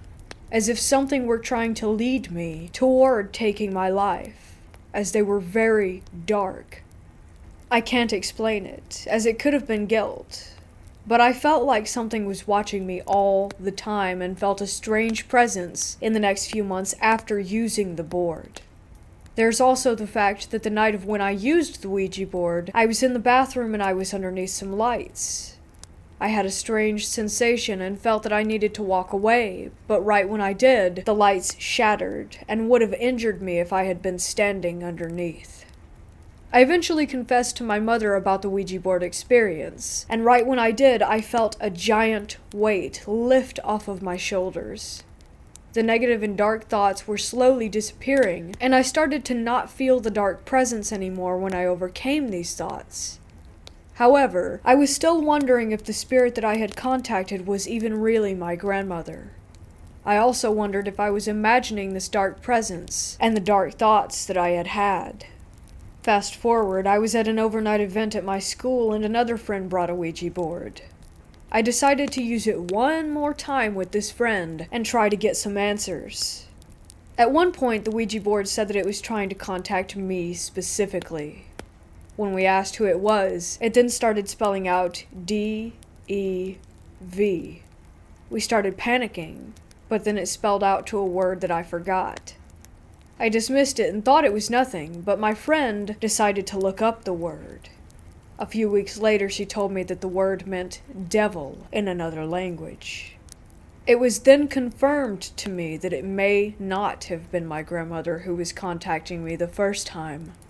There's also the fact that there may have been something that was trying to get to me and did not have good intentions. To this day, I am convinced that this spirit only tried to warn me about my grandfather so that when he passed, I would have felt guilty. By feeling guilty, I was more vulnerable to the spirit's influences, to the point that I would almost take my own life. I do not know if this is what actually happened, but it's the only logical explanation that I have.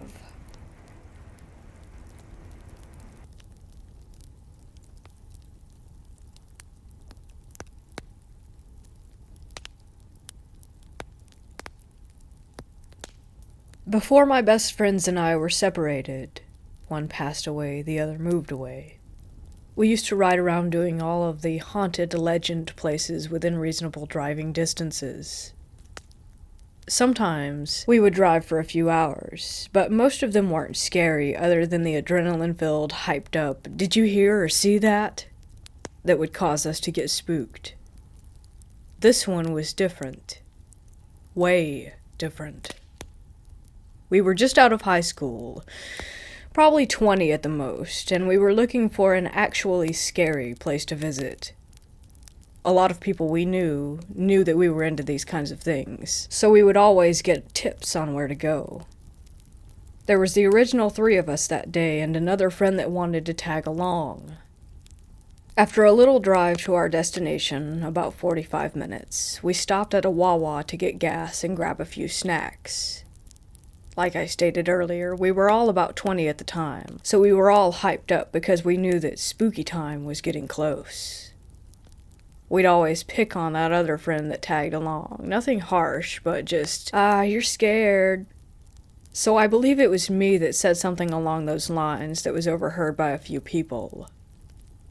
It got the attention of other people in the Wawa, including these 2 creepy, older guys who seemed like they didn't fit in. Their clothes were all beat up and dirty, and they just didn't seem right for the area, and the time was probably 8 p.m. on a Saturday night. "What's the little one scared of?" asked one of them. I say little because the 3 of us are all abnormally tall. The shortest between us was 6'4", and he was normal, so probably about 5'9". We replied and explained how we got tipped to go to this road, because it's haunted. They replied that it wasn't scary, and if we wanted a real scare, we should go to this random road. I forget what it was called exactly, but apparently it's this random memorial statue for a plane crash in the middle of the woods, where crazy things are supposed to happen. We grabbed our stuff, didn't think anything of it. As soon as we left, the group started talking and decided to go with the other road that the guys had hyped up. I know. A typical horror movie what not to do. So we get to the entrance of the road, and already it did not disappoint. There were woods on both sides, not one street light in sight. And I remember there was this, detention center off to the right, in the middle of nowhere. So the spooks already began from the moment that we hit the entrance. We decided to drive down the road and search for the statue. We noticed that there were trees cut down on the side of the road and laying parallel to the shoulder of it. We finally find the statue. About 5 minutes go by in silence, and we decided to enhance the scare factor by shutting the lights off. About a minute goes by and we see a shadow figure pop up from the statue. We all freak out as it starts walking toward us, but it was making movements that no human would normally be capable of. It was dark out, but this thing was black. It was darker than the woodsy sky, so we could make out some of it. It was huge.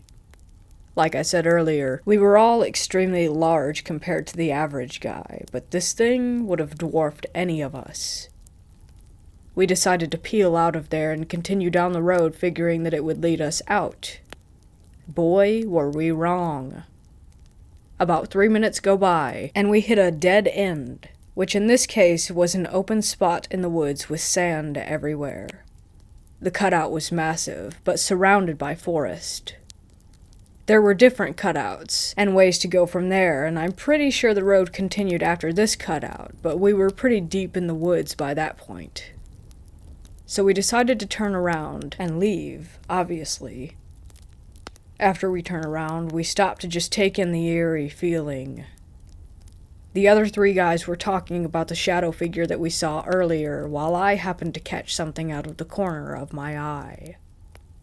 About 40 feet away from me, I see what appears to be a white face, and then another, and another, all surrounding the car.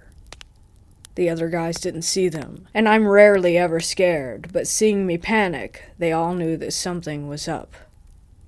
My panic caused them to panic. We then floored it far away from the sand turnaround. We get about half a mile down the road, somewhat near the statue, and pull over to gather our composure before we get out of there.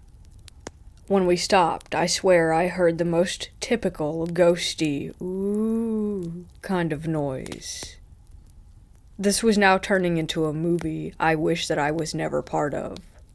We were really scared. After finding the way that we had come, we started heading back out. Remember those trees I talked about earlier? They were now laying in the middle of the road, blocking us in, as we all see the white faces or masks that I had seen earlier. Thank God my one friend, the driver, was good at driving and valued safety over his car. We drove on the edge of the woods and felt like we were defying gravity to speed our way out. The car was literally sideways on the edge of the forest. I mean, I could literally stick a single finger out the window and touch the trees. We all made it home safely that night. After doing research, we found out that that spot was notorious in that area for crazy things happening, such as body dumps and murders. Because of the shadow and the ghost noise that we heard, my head, heart, and gut tells me that that place is actually haunted. As previously stated, that place is famous for dumping bodies, along with the plane crash, so there's bound to be some spirits there. I think where we were that night was actually haunted, but we just happened to be there on a night when there were more things going on. I can't say for certain, but I'm 99% sure that we survived one of their setups that night. I'm 100% sure that I will never go back again.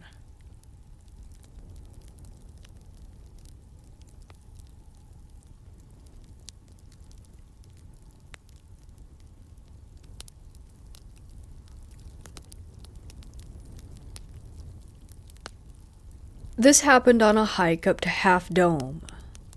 We had a campground about a 20-minute drive away from the trailhead, and the group was composed of me, an 18-year-old male, my uncle, a 32-year-old male, and my uncle's friend, I'll call him D. There were 2 girls with us, but they aren't relevant to the story. My uncle and his friend are both Christians, so there were no substances consumed that could induce the feelings I will be talking about. We get to our campsite, set up camp, and go to sleep after eating. We plan to wake up at 4 and start to hike by 4:30. I randomly wake up at 3:30 a.m., like completely wide awake, and look out of my hammock, and I remember this odd feeling as if I was woken up by something. I remember looking out at the moonlit scene. The moon was very bright for some reason, and thinking to myself that it looks like a dream. I lay back in the hammock, but can't go to sleep, and end up waking up my uncle and friend at 3:50. My uncle asks me, "Were you walking around at night?" This is important, and I say no, and ask why. He says that he woke up for some reason and could hear someone walking around, not like an animal, but a person. I say, weird, and we brush it off. We get to the trailhead around 4:30, and as everyone is unloading from the car, Dee says that he's going to use the bathroom, which there are a couple of before the trailhead. I walk behind him for some time before falling behind and waiting for my uncle, who forgot something in the car. The short, straight road from the parking lot runs directly into a T intersection with the road to the trailhead, and the bathroom is directly across from the intersection through a field a little. Those who have been there know what I'm talking about. We get to the intersection and wait for Dee to come out of the bathroom. We wait about 10 minutes before I go and check, and he isn't there. I get back to my uncle and tell him that. He says, "Weird, maybe he went back to the car or something," and we decide to wait a bit more. By 5:10, we begin worrying. My uncle goes to check the car while I wait at the intersection to make sure that we don't miss him if he went down the road away from the trailhead. My uncle returns and says he isn't there either. We decide maybe he went up the trailhead without us for some reason and walk up in there for about 10 minutes. He isn't there either. We're kind of baffled now because there are no other logical places he would go. I decide to run back and check the car and the bathroom again. I meet him halfway before I get to the intersection. He is sweaty and disheveled with a weird look in his eyes. I say, "Where have you been?" He says that he went to the bathroom, and when he got back to the intersection that we weren't there, and that he just assumed that we went to the trailhead and started walking, and then met me. I say, "What do you mean? We waited at the intersection for over half an hour and checked at the car, bathroom, and trailhead, and you weren't there." He says, "Well, I don't know. I went to the bathroom." He then asks me where my uncle is. I say at the trailhead, and he asks me again. I tell him again and note that it was weird that he was asking me twice. As we were crossing the bridge to the trailhead, he sees a light off the riverbank and exclaims, "Oh, maybe that's him." And I just look at him and keep walking. I thought his behavior was very strange, like he wasn't thinking straight. We finally get on with the hike, and it goes by as normal, except that we seem to keep losing things, such as my uncle's small red flashlight, one of the girls' gloves, a water bottle, etc. It's like we simply just forgot about the items and couldn't remember where we possibly could have left them. On the way back, it got dark, and we turned on our flashlights, and as we near the end of the hike after the 2 waterfalls, it begins to seem as if we've been walking for too long. My uncle also confirms this, asking me, "Doesn't it seem like it's taken way longer to get back?" I say, "Yeah, that I was just thinking that." We keep walking, but it still seems like we weren't making any progress. I've been on that trail many times, and as I was walking, I couldn't spot any of the familiar landmarks. It was weird. There was this odd feeling in the air, sort of a slight menacing sensation. It's hard to describe. I remember thinking, it feels like the woods are alive. We remark 3 more times about how long the hike is taking and start to laugh at it because it felt so ridiculous. After a bit, we finally and suddenly find ourselves on the final stretch and make it back to the car. Now all of this seemed odd at the time, but I just brushed it off. I only just realized how weird those events felt after we got home and my aunt asks my uncle, "Were you camping?" And he says, "Yeah, how did you know?" As we didn't tell them we were going, since it was kind of last minute. She said that she had an odd dream where she saw my uncle in a tent in a forest somewhere, and there was someone outside of his tent. She said that she couldn't see who it was, but knew that there was a presence there. She says that she woke up around 3 and had the strongest urge to pray for him, and she did. My uncle kind of looks at me after hearing that like, "Are you serious?" I honestly don't know what to make of all of this.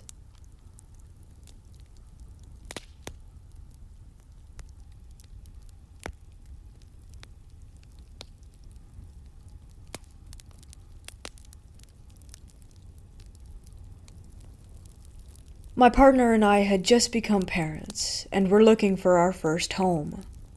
We found an older house built around 1910-1920, which seemed perfect. It was next to a good school and close enough to family that could help out with our daughter. Everything seemed great for the next couple of years, but there was always a heavy type of atmosphere that was hard to explain. And we had this feeling like we were being watched all the time. My wife was the first to notice it, and I would always brush it off as if there was nothing to be scared of. I always carried that mindset, as I was highly skeptical of any type of paranormal activity, and I always trusted the whole, if you can't see it, then it doesn't exist paradigm. How wrong I was, it turned out. The initial signs were that things would go missing and then suddenly turn up in the most peculiar of places, like photos, and my watch, which ended up in the bathtub. But most of the time, things seemed to find their way into the wardrobe that was in the master bedroom. Once my daughter woke us up in the night to tell me that someone had just walked out of her window. As she grew up, she would complain that the man was in her room and she couldn't sleep. I was still not believing that this could be a ghost, so I would comfort her and stay with her until she went back to sleep, and I watched a black-like shadow thing, which I can only describe as darker than the shadows around it, move from the corner of the room and out of the window.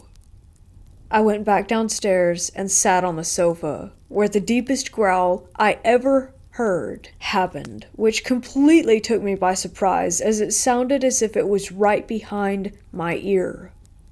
I nearly jumped out of my skin and thought I needed a drink. I went to the kitchen and I could hear laughter in the living room. I couldn't think of any logical reason for it, so I went back upstairs and sat in my daughter's room again for the rest of the night. But nothing more happened. Eventually, things escalated to the point where every night around 2 a.m., you would hear walking up and down the stairs so loud that we nicknamed whatever it was Mr. Boots. When my daughter was around 10, we would get massive bangs in the middle of the night. When it first happened, I honestly thought we were being burgled. I would run down the stairs only to find nothing, not a thing out of place. I had the plumbing checked and electrical, but all was good. Then, one night, I fell asleep downstairs, and an inflatable hammer flew at the TV, instantly waking me with the noise because it had a squeaker in it. I again was trying to work out how that had happened, and whilst I was thinking about it and looking at the hammer on the floor, it started spinning really slowly. I jumped up and walked to the kitchen, and again I heard the laughter. I then heard the boots on the stairs, and my wife suddenly comes down the stairs, woken by a really bad nightmare. While we were both talking in the kitchen, we heard the laughter again. Not long after this, we couldn't take it anymore and left. But I have hundreds of weird encounters, and I can honestly say that this house turned me into a believer. I always wondered what it was that was in that house. Ghost, demon. We still talk about that place now and then, and probably always will.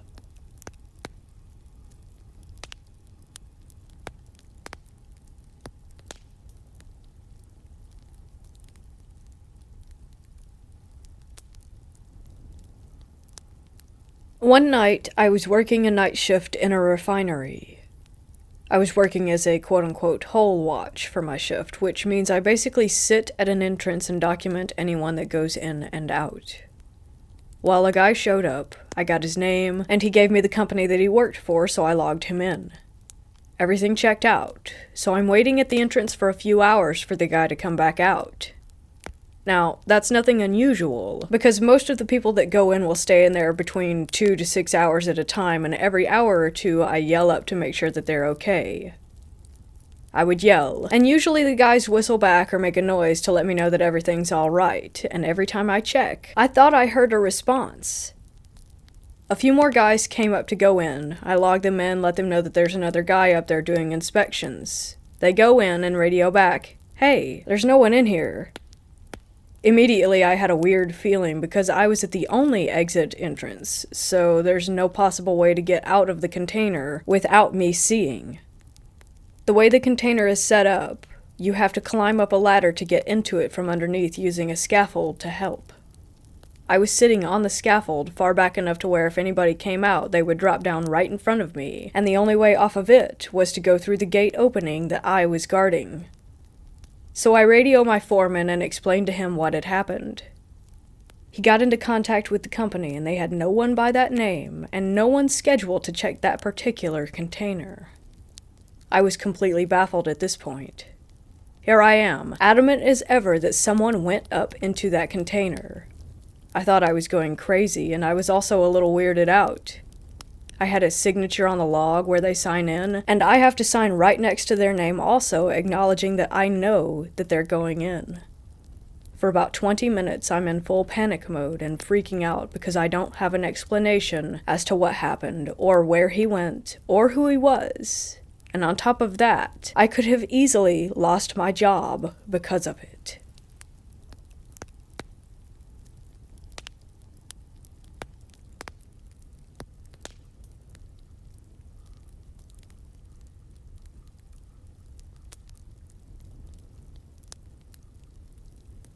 I'd like to start this off by saying that I'm an absolute skeptic, to the point where I've always secretly scoffed about paranormal activities. But I can't explain this. I met my husband in a little dive bar that he was managing. We clicked instantly, and he's a very outdoorsy guy. We got together a couple times, then he officially asked me out on an overnight hike. I had a 10-month-old St. Bernard pup, who of course came with. We drove up way past Cougar towards Mount St. Helens and parked on the trailhead leading to Bolt Camp. It's just a little shelter along the Lewis River about 5 to 6 miles in. We packed all our gear, and even a backpack for my dog, and headed out. I can't stress how beautiful that hike is. Massive Douglas firs covered with moss. Sometimes, there were little wooden bridges crossing streams along the trail. My husband would always yell, "Watch out for trolls," when we crossed them. We got kind of a late start, so the sun went down, and it was almost completely dark by the time that we arrived. There were so many hollow stumps, the setting sun would shine through them, and they lit up inside. They looked like little hobbit houses with fires burning in their hearths. And the mushrooms, my God, there were bioluminescent ones that glowed green in the dark. It took forever. He kept saying that it was around the next bend, but it never was. We finally arrived and unpacked, and it was awesome. You can look up Bolt Camp online. It's a wooden 3-sided shelter. You'll even see my saint in one of those pics. A tree had come down on it at some point, and the pics you see of it partially smashed are how it was for us. It was still more than intact enough to sleep in, though. People leave stuff at Bolt Camp for the next folks. Someone had left half a bottle of scotch. We partook in that, and when we left, we hung a little baggie of weed from the rafters and some beer and water. Anyway, we made a fire and cooked steaks on rocks, got drunk, and fell in love. I fell asleep first. I slept towards the inside of the shelter, my now husband and dog toward the outside. It was late October, and while it was dry, it was very, very cold, and the fire refused to stay lit. Eventually, he fell asleep too. My Saint Leo kept growling into the dark, and they bonded over that. "What do you see, buddy? What's out there?" They were both asleep when I woke up. Thinking it was around 2:30 to 3 a.m., I was facing the back wall of the shelter. Then I saw it. A wispy, gossamer, cobweb-looking thing floating to and fro in the back of the shelter. It would flip and spin and turn over itself. It was so beautiful and fascinating. I wasn't scared. I really, really wanted to wake him up, but I barely knew the dude and was afraid he would think I was nuts. So I watched it until I fell asleep. Morning came. I never mentioned it. We fed the dog, ate a bunch of trail mix and cheese and sausage, and hiked back. I dropped him off at his place. Like I said, we fell in love that night, and moved in together a couple months later. We were reminiscing about our awesome hike when he decided to share something with me. I dropped him off that day at his house. That same evening, he was out on his porch having a smoke when he saw something. A cobwebby thing, turning over and over on itself, floating back and forth in the street lamps. He found this interesting. He watched it, and finally it settled into a clump of bushes. He went to take a closer look, and a pair of glowing red eyes materialized, and he decided that he wanted no part, and ran back indoors. This is a man afraid of nothing. Anyway, I obviously immediately told him about what I had seen, and how I was too embarrassed to share before. The similarities are just too great. It had to have been the same thing.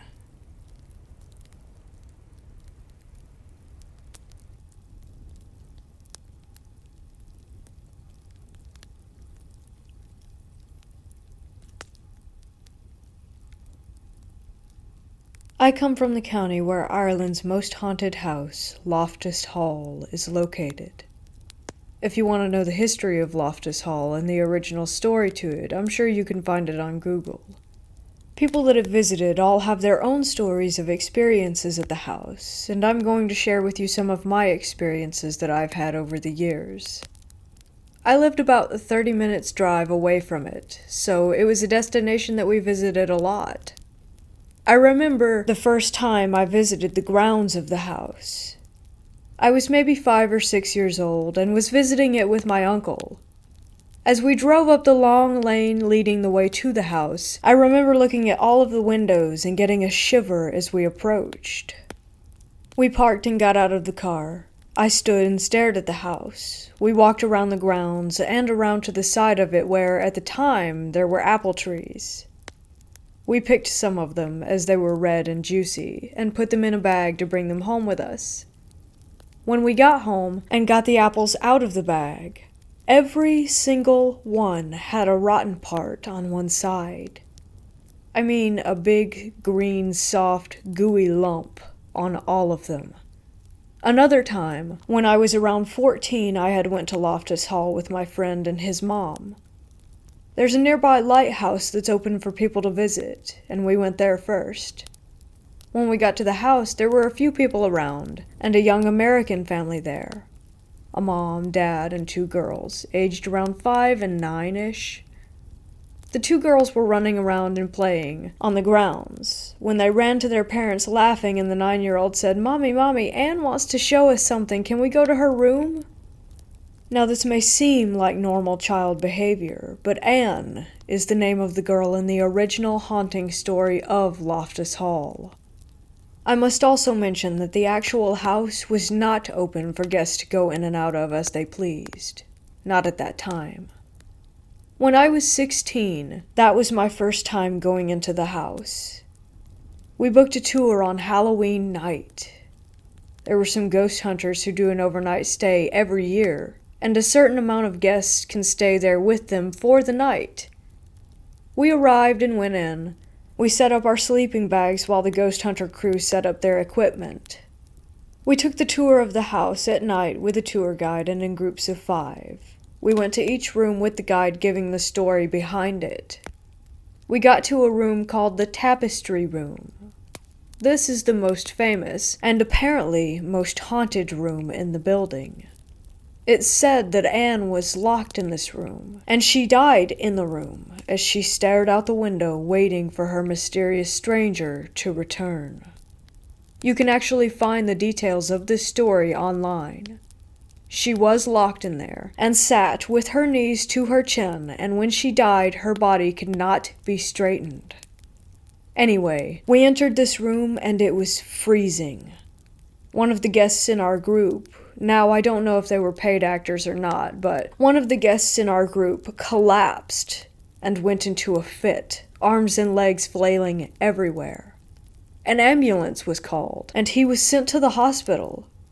Apparently, it happens often that people collapse and have seizures once they enter that room. The house is situated on a cliff, and the sea is in the background.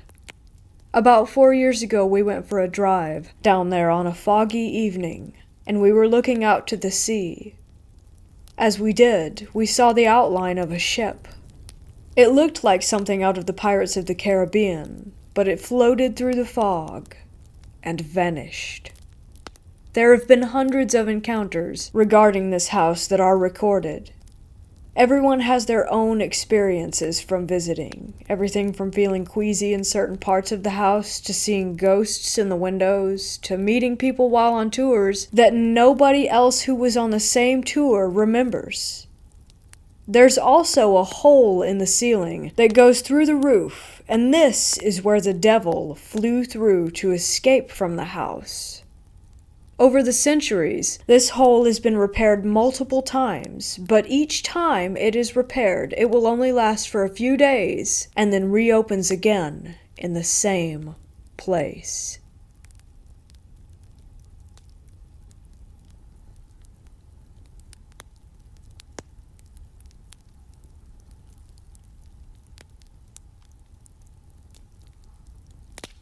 I was born a twin, but my twin sister died at birth. So did all 6 children my parents had after me. Those died pretty early into the pregnancy, so it was mostly miscarriages. My twin was the only one who took a few breaths before passing.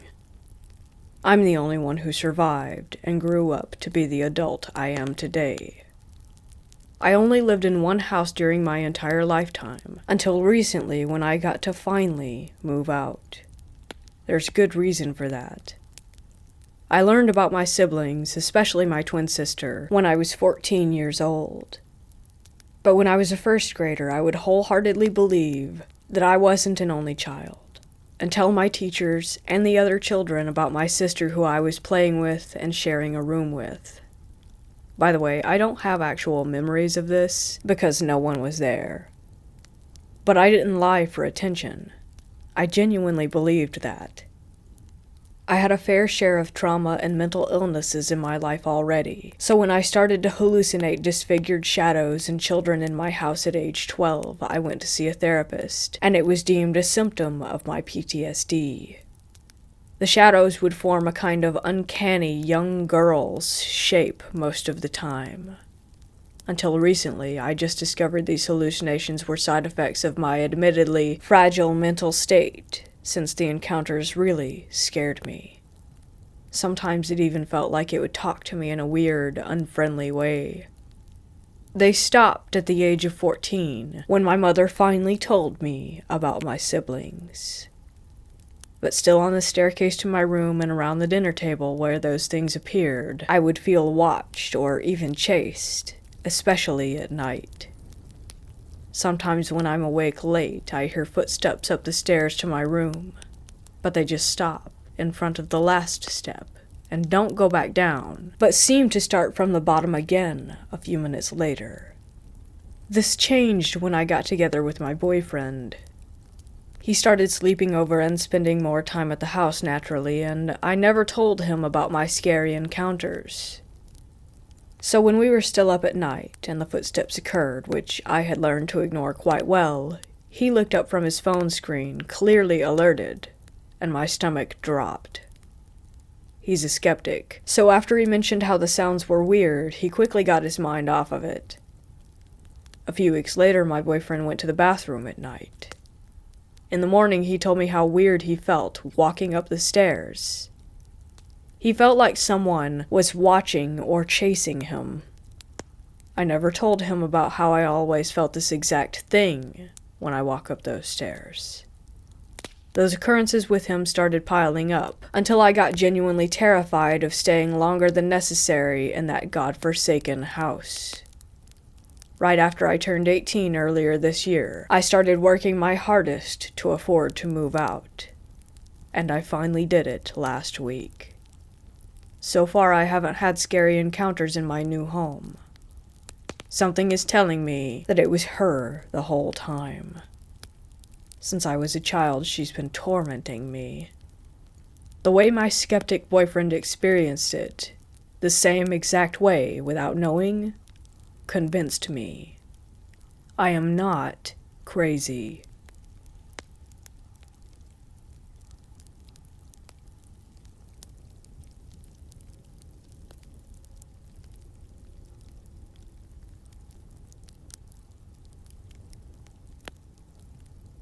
I work in a pharmacy that's located inside a nursing home, and I've been working there for the past 4 years.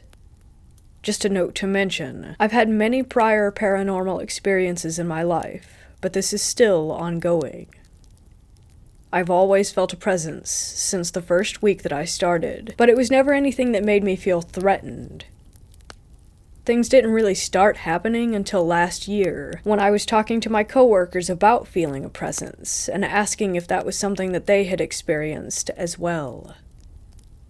the day after I had a conversation with my coworker I was working a night shift. On our night shifts, there's only one technician and a pharmacist. I was sitting at the back counter on my computer when I thought that I had seen someone come through the door. We're usually not busy at night, but there is the odd time when one of the nurses will come down for a bag of chips or a pop.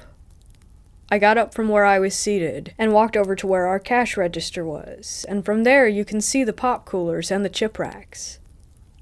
I couldn't see anyone, so I left and walked back and forth, looking down the aisles.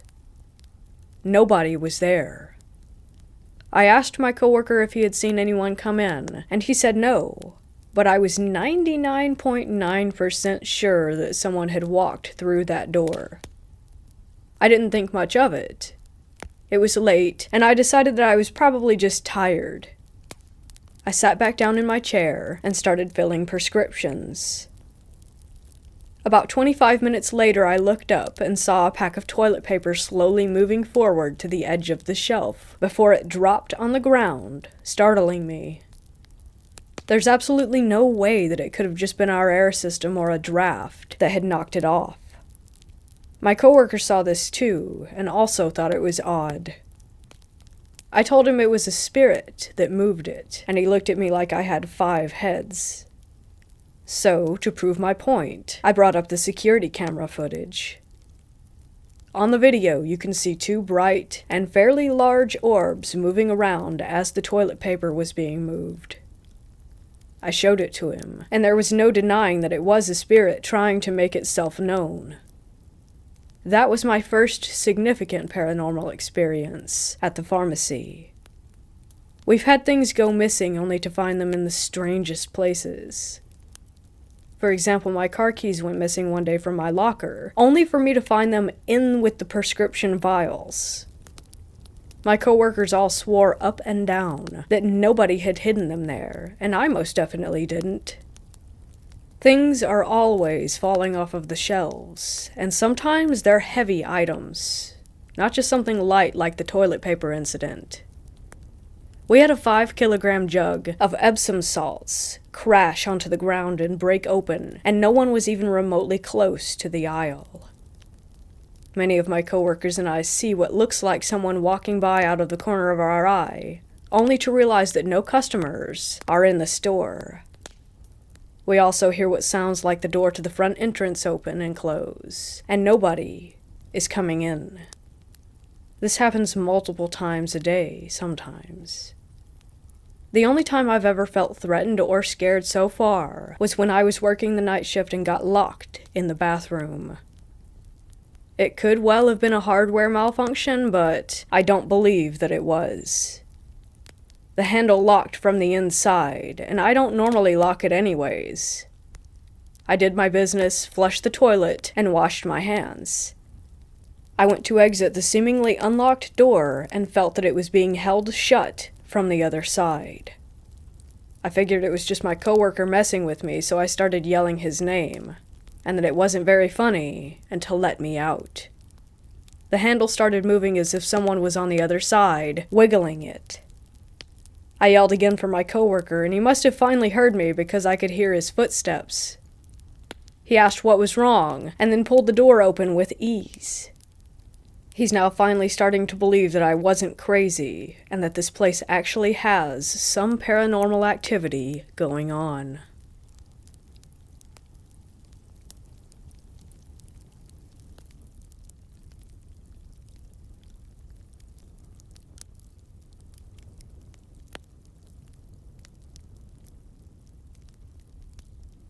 Believe it or not, my story is true. My name is Brandy, I am 56, and I live in Washington. All these years, my kids wanted me to write down events that happened to myself and my loved ones.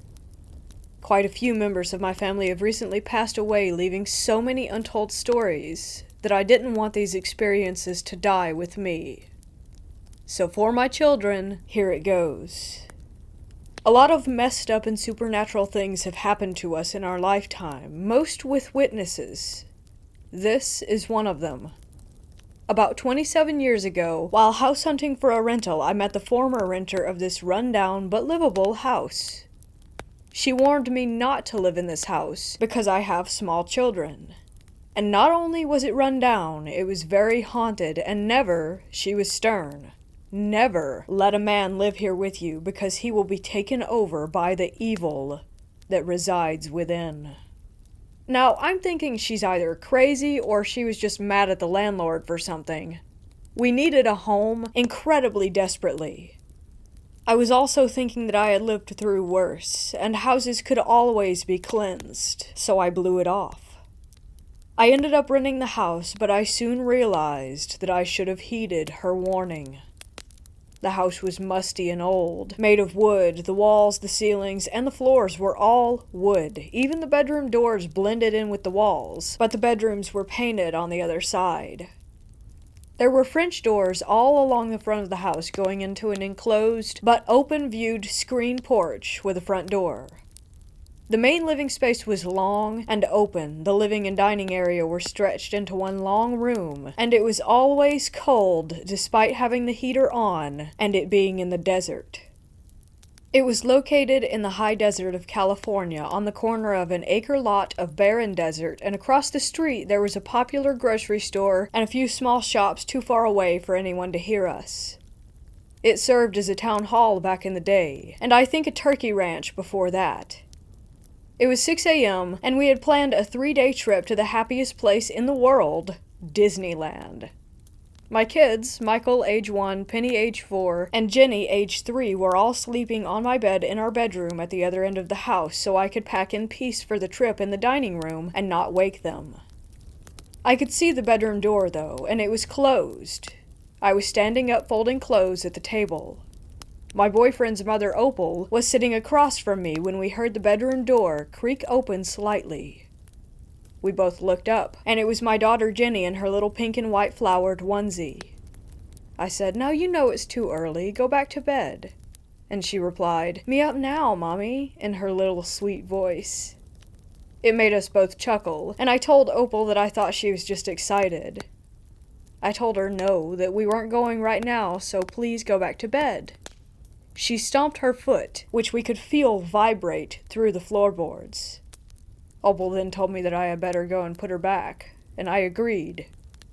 As I was making that long walk toward her, I was keeping eye contact, and as I was walking, I was telling her, "No, baby," and once again she stomps her foot, smiles, and says louder, "Me up," with the sweetest little smile, and she tilted her head. Opal even muttered, "Aw." It didn't dawn on me at the time how perfect that her little pigtails were. At this point, I'm extending my hands toward her. I get about 6 inches from touching her, and all of a sudden she turned black and disappeared, almost like sand falling to the ground, followed by the door quickly closing behind her. Opal said, "What the hell?" in surprise. Shocked, I stood there with my hands still extended, and then the fear ran through my body like hot and cold needles. My kids were all sleeping behind that door.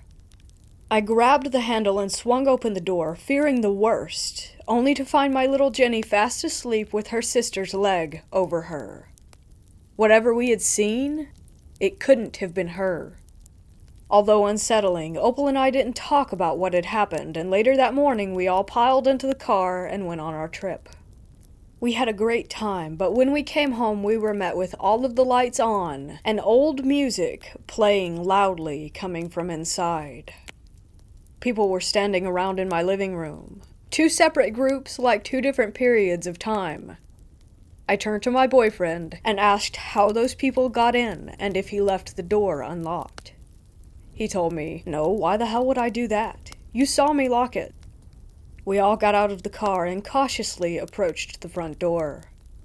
As I got closer, I could see a couch not where our couch was, with a man in a white tank top sitting there. He was dirty, and he was looking at this boy standing in the corner with such hatred. You could tell the boy was abused by the way that he was standing there with his head down. That's when he looked up at me, and it pierces my soul even now just to think about him. The kids were scared, and the dog was growling. I grabbed the doorknob to put my key in. Just then, the music stopped, and the lights went out. We opened the door, and nothing. Nothing had been moved, and no one was there. I couldn't get the image of that sad-looking little boy out of my mind, and it was a while before I saw him again. It was a nice day. My boyfriend and his mother were still at a doctor's appointment, and the kids and I were out grocery shopping, having a good time. I usually kept the living room light on when I knew that we were going to get home after dark. I didn't realize we would be gone that long, and it was just starting to be dusk. I pulled into the gate, and I think the kids were a little too rambunctious, too much spare change, quarter machine candy, I guess. I sat for a moment, planning my attack with getting all these groceries, a sleeping baby, and the two girls up the steps and into the house, when I noticed movement in the living room.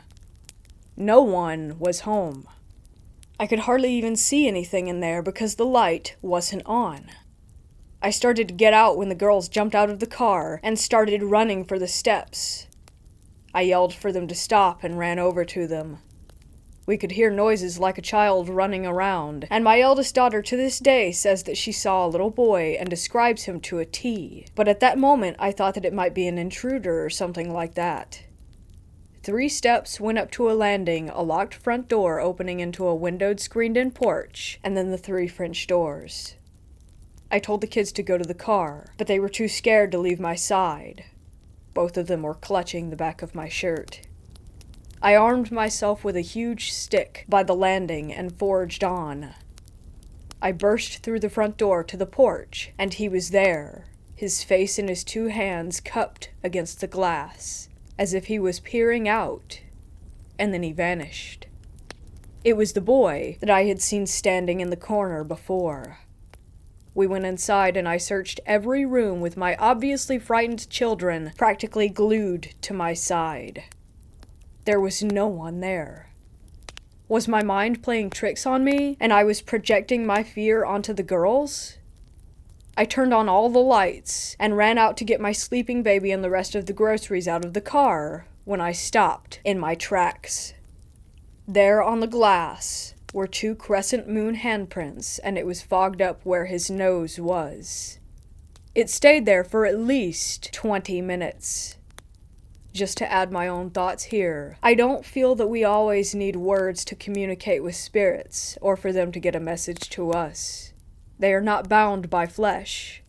It is important that you have an open mind and always keep your will strong. At night, you could look out the French doors at the stores across the street and see the vast desert behind them.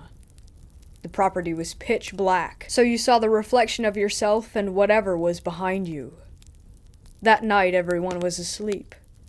It was nearly Christmas, so I was admiring the lights decorating the storefronts when I felt one of my children through the floorboards skip up next to me, and then I heard a faint giggle. I felt a tug on my shirt, so I turned my gaze to the reflection, extending my arm over as if to caress the back of his head and pull him in next to me. It didn't occur to me that this was not my child. He came in under my arm and stood there looking up at me, and all I could feel was love and sorrow. I turned to look at him, but he was gone. So I looked back at his reflection, and it was gone as well. He was about 7 or 8 years old. He had what looked like black and white Converse on, and was wearing old jeans with rolled-up cuffs. I could see the edge of a white t-shirt under a light gray sweatshirt, and his hair was sandy blonde and wisped to the side with the sweetest smile.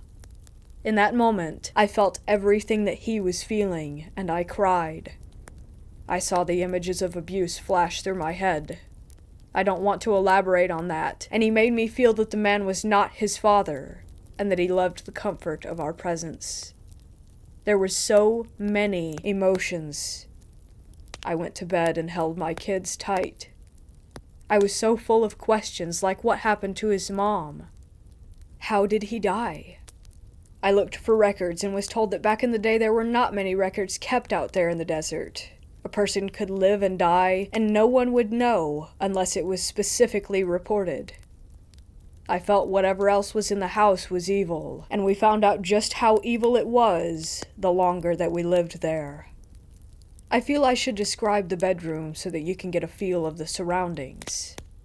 On one side of the room there was my full-size bed against the wall and a single bed next to me against the other wall, separated by a small nightstand with a lamp where my 2 little girls slept. The door to the living room was next to their bed, and at our feet was the hall door and closet. Many nights, we would see the light beneath the door get blocked out as if someone were walking up to my room just standing there, and then they would fade away. At first we thought it was just Opal going to the bathroom since it was right next to our room, but we found out later that it wasn't her because she was frail and had to use a potty chair in her room. The dog would sometimes growl and scratch, but when we opened the door to the hall, no one was ever there. Almost every morning at 6 a.m., we could hear the lid to the toilet slam up and the toilet flush, but when we ran in there, the lid was down and the water was still. A phone would start ringing in my room despite us not even having one, and we would hear old music coming from the walls from time to time. At first, we thought that it was coming from the pipes of our neighbor or something like that, but we didn't have any neighbors because the lady had already moved out, and that house was completely empty. So many things happened there, but this night in particular caused me to never let my girls sleep in their own bed alone. The girls were so happy that day. They had both received a package from my mom full of princess stuff. Toys, cups, and bowls, 2 beach towels, and 2 nightgowns embossed with their favorite princess images. The nightgowns were short and silky, and after their bath they begged to wear them to bed, so I happily complied. It was quiet in the house that night. Opal was with family along with my boyfriend, and I don't remember where the dog was, but he wasn't present anyway. I tucked them in, oldest by the wall and youngest closest to me on the outside. I wasn't ready for sleep, so I put a scarf over the lamp to dim the light, so that I could still read. Now I was sitting on my bed next to them, and as I was reading, the covers slightly came down off of the girls. I didn't really think anything of it because my oldest daughter was notorious for kicking off the blankets, so I tucked them both in and continued reading. It happened again, and once again I covered them back up. At this point I was starting to feel uneasy and the hairs on my arms were beginning to raise. Never a good sign. I looked at my oldest daughter and noticed that she hadn't moved. So how was this happening? I sat back down on my bed and pretended to read while intently staring at the covers over the book pages, feeling my heart pound through my chest. Moments passed, and I felt myself trembling, trying to hold the book steady, and then it happened. I saw the covers start to move, but the girls were still. I was confused. I didn't understand what was going on. The covers were then pulled down with force, so I leapt up and grabbed the covers from the end of the bed, pulling them up. At this point I was standing next to them and my voice quivered as I yelled at whatever was in the room to stay away from my girls. I still don't know who I was yelling at.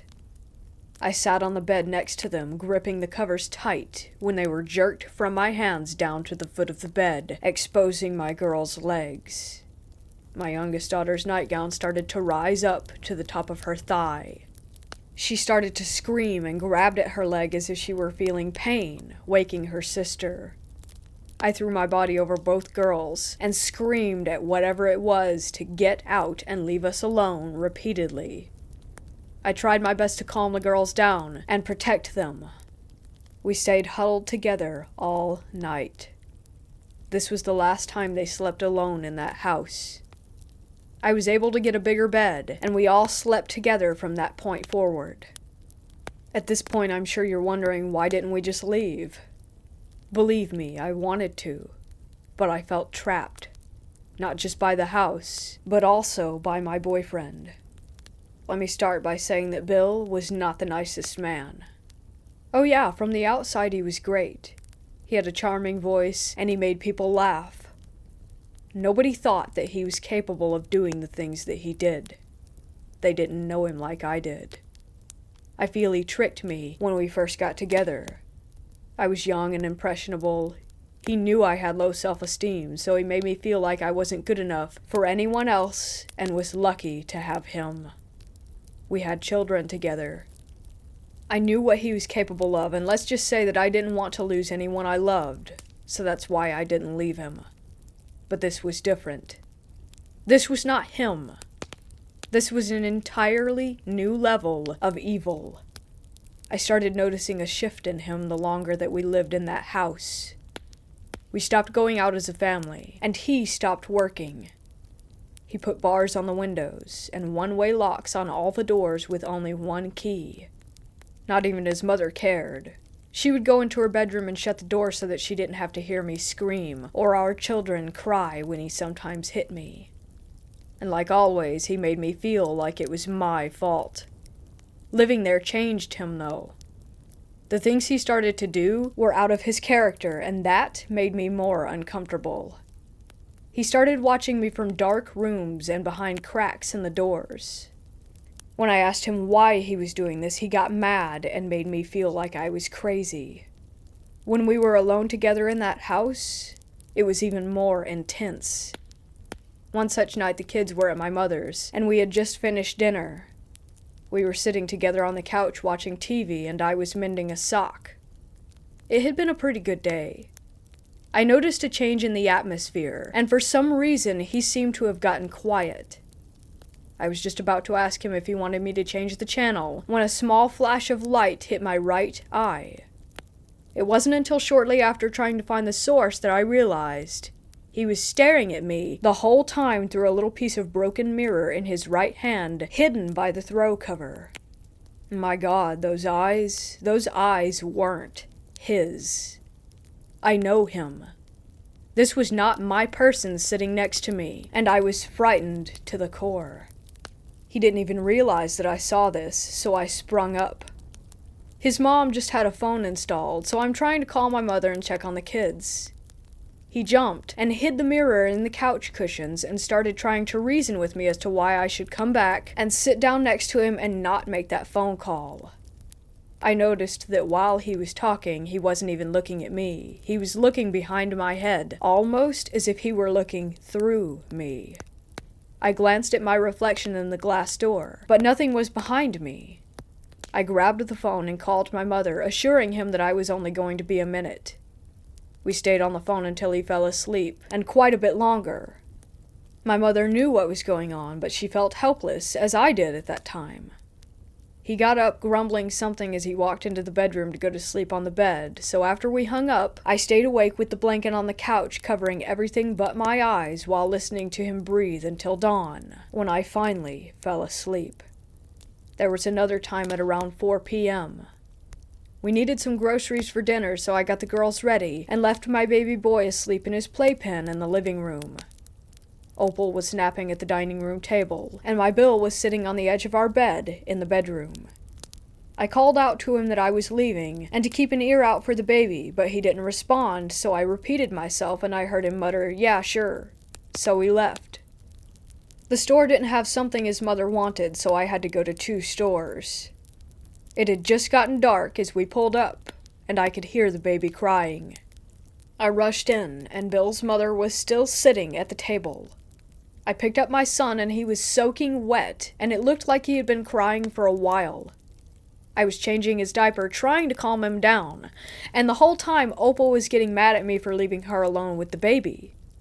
I was furious, and I told her I didn't. I left him with your son. She looked surprised. She didn't even know that he was home. What the hell? Where was he? I put my son down and told the girls to go play. Something wasn't right.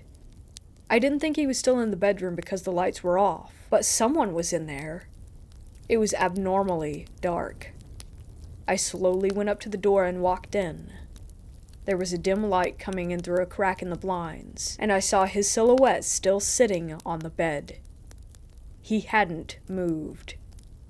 His feet were on the floor, and he was slightly hunched forward with his elbows resting on his legs, cupping his hands together. The room smelled stuffy, and the air was thick. I called out his name, but he didn't reply. Once again, I called out his name, adding, "You're scaring me." I moved closer, saying, "Why are you not answering me?" I saw that he was sweating and that it was glistening in the light and dripping from his head to his hands and then his hands to the floor. I could hear it as it dripped. I was shaking while I slowly made my way around him to the lamp, and I heard a growl that almost sounded like it was coming up from the floorboards. I turned the lamp on. His shirt was soaking wet. There was a pool of sweat at his feet, and his eyes were darker than I've ever seen them. His stare was fixated downward. I was afraid to get near him, but I felt like he needed my help. I started to shake him while calling out his name. He was cold to the touch. I crouched down in front of him between his legs, but honestly, all I wanted to do was run out of that room. I took his face in my shaking hands and said, "Please, Bill." Just like that, he snapped out of it. He grabbed both of my wrists and hurled me onto the bed behind him. He said in a loud voice, "What are you doing, you freak?" Then he got up and went to the bathroom. I heard him turn on the shower as I laid there curled up, not knowing what had just happened. I soon composed myself and went out to bring in the groceries and make dinner. Later he joined us as if nothing had ever happened, but I still felt uneasy. The night went on, and he was his old self, goofing off with the kids and watching cartoons. I went into the kitchen and started washing dishes with my back to the hall. I heard him in the living room with the kids. I swear, I heard him. The next thing I knew, he was behind me, and he aggressively grabbed my waist and put his mouth on me. I could feel his teeth on my neck. I jumped. He startled me. Then he looked at me like he wanted me dead and said, "You disgust me," and left the house. I don't know where he went. I didn't ask. All I know is that he was gone. He came back later that next morning, dirty, and saying something about him getting lost in the desert. I remember him telling me once that I could scream out there and no one would hear me. We eventually got out of that house after living through horror, not knowing from day to day what was going to happen next, and who was safe from that evil. Later, after his mother had moved into her daughter's house, she passed away. I felt bad because I wasn't even sad about it. I found a way to leave Bill. I made an excuse that I needed to pick up a check from the welfare department, and that I had to bring the kids with me. After I got there, I told them that I was being abused, and they helped me find a safe place to go. After I didn't return that day, a detective from the sheriff's department came and asked me questions about him because apparently he stole a child and took her to that empty house. Thank God he was caught before he could do anything to her. I never let him hurt my children, but sadly, they remember him hurting me. For years after that, I would have nightmares of him appearing at the foot of my bed, clawing his way up my legs, and closing the space between our faces with his cold breath on my lips, and those eyes. I would wake up gasping for air. About 9 years ago, I looked up his name and found him on a website exposing predators. I still shiver when I see small mirrors or broken glass. A few years after we moved out, I ran into the former renter, so I asked her if she knew anything about a little boy ever living there, or did someone die there, and she said, now this is not fact. She said that she heard, I don't know where though, that there was a boy and his mother disappeared, leaving him with his stepdad, who is horribly abusive. Later, the boy was found stuffed in a hole on the property, dead, and they found the stepfather's dried and decayed body on the couch in the living room. He had committed suicide. Like I said, I don't know if that's true, but it seemed pretty damn close to how I felt. I wish even now that I could have helped that sweet little boy move on. We couldn't even drive down that street for years after that, and we all cried with relief many years later when we found out that the house had been demolished to the ground and that a housing tract was being built over the land. I still wonder if those people living there are plagued by the same evil that plagued us.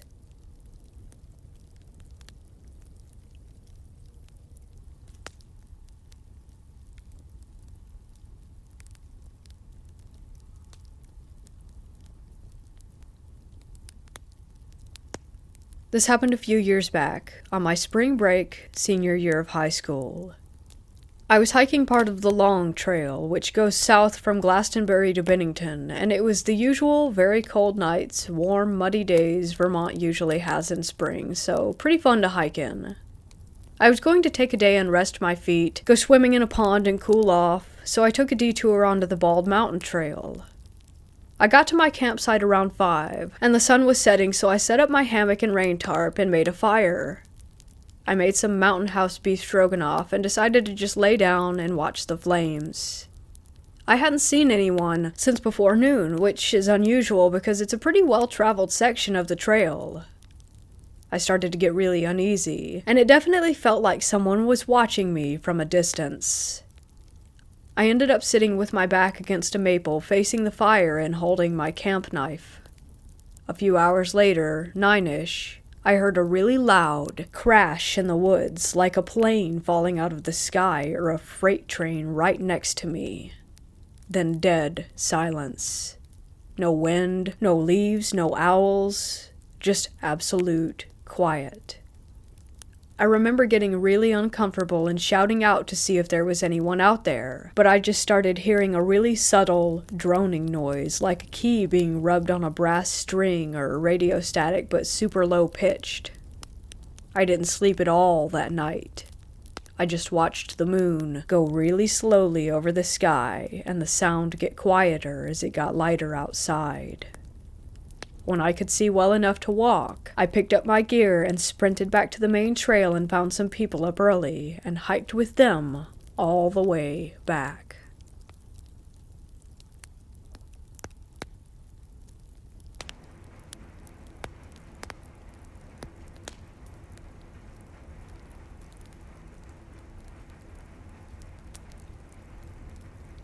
I have always been interested in the paranormal and going ghost hunting, as me and my friends called it. This story takes place on an October night in 2005. We had gathered at my dad's house for a party. We lived way out in the country in an old farmhouse. We decided to drive up the road to an old cemetery because one of my friends showed up with a Ouija board. I said we weren't going to use it at my house, but I was game to use it somewhere else. About 6 of us piled into different vehicles and took off. When we got there, we set the Ouija board up on an old concrete barrier that surrounded the entrance of the cemetery. For context, the cemetery was set on a hill surrounded by cow pastures, fields, and trees. Across the road stood an old, white church. There were 2 security lights that lit the church area and the entrance to the cemetery. There was one more security light that lit the field next to the only house for about 2 miles. We all stood in a circle, planchette in the centers, hands all on it. My friend led the seance and asked if there was anything in the cemetery with us. At first nothing happened and we all stood still and quiet. Then the planchette slowly moved toward yes. Immediately we all started accusing each other of moving it, but everyone swore that they didn't. An eerie feeling fell over us as the planchette moved back to the center of the board. About that time, we heard what sounded like wind initially, but began to get closer. It sounded like the footsteps of multiple people running in circles all around us. We were all wide-eyed, looking at each other when someone said, "I'm out." Another person said, "We have to tell it bye or the spirits will follow." The leader of the group spoke to the board and said something along the lines of, "We are saying goodbye to you," and the planchette quickly jerked to no. It was pretty obvious by how shocked we all were that none of us had done that. Mind you, the sound of the footsteps are still surrounding us. The planchette moves to the center and we say bye again. Again, it moves to no, then back to the center. This time we all say it together, my friend's idea, and slowly, agonizingly slowly, moved the planchette to the word goodbye. We were relieved and took off running to the cars, which were parked at the entrance of the cemetery on the side of the road. Me and a buddy jump into my truck, and I hear my friend scream something about not being able to find their keys. She checks the ignition, her pockets. All our friends check the car and their pockets. No keys. Everyone else loads back into the truck, and we speed the 3 miles down the road to my dad's house. My friend searches her purse and pockets for the keys again, and again we couldn't find them anywhere. Eventually, someone takes her home, and she says she'll get her spare and get a ride back to her car in the morning. We were all too scared to go back and look that night. The next day, my friend searches the cemetery and never finds the keys, even in broad daylight.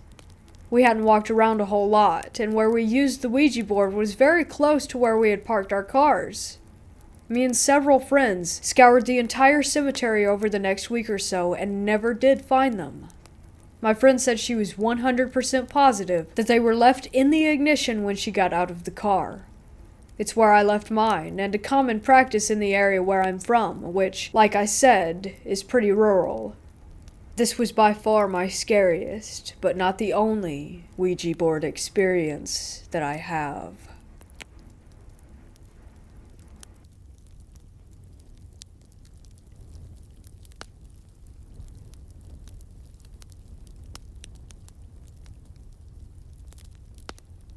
In 2011, my older cousin bought a small, 2-bedroom, single house in a quiet neighborhood for retired folks.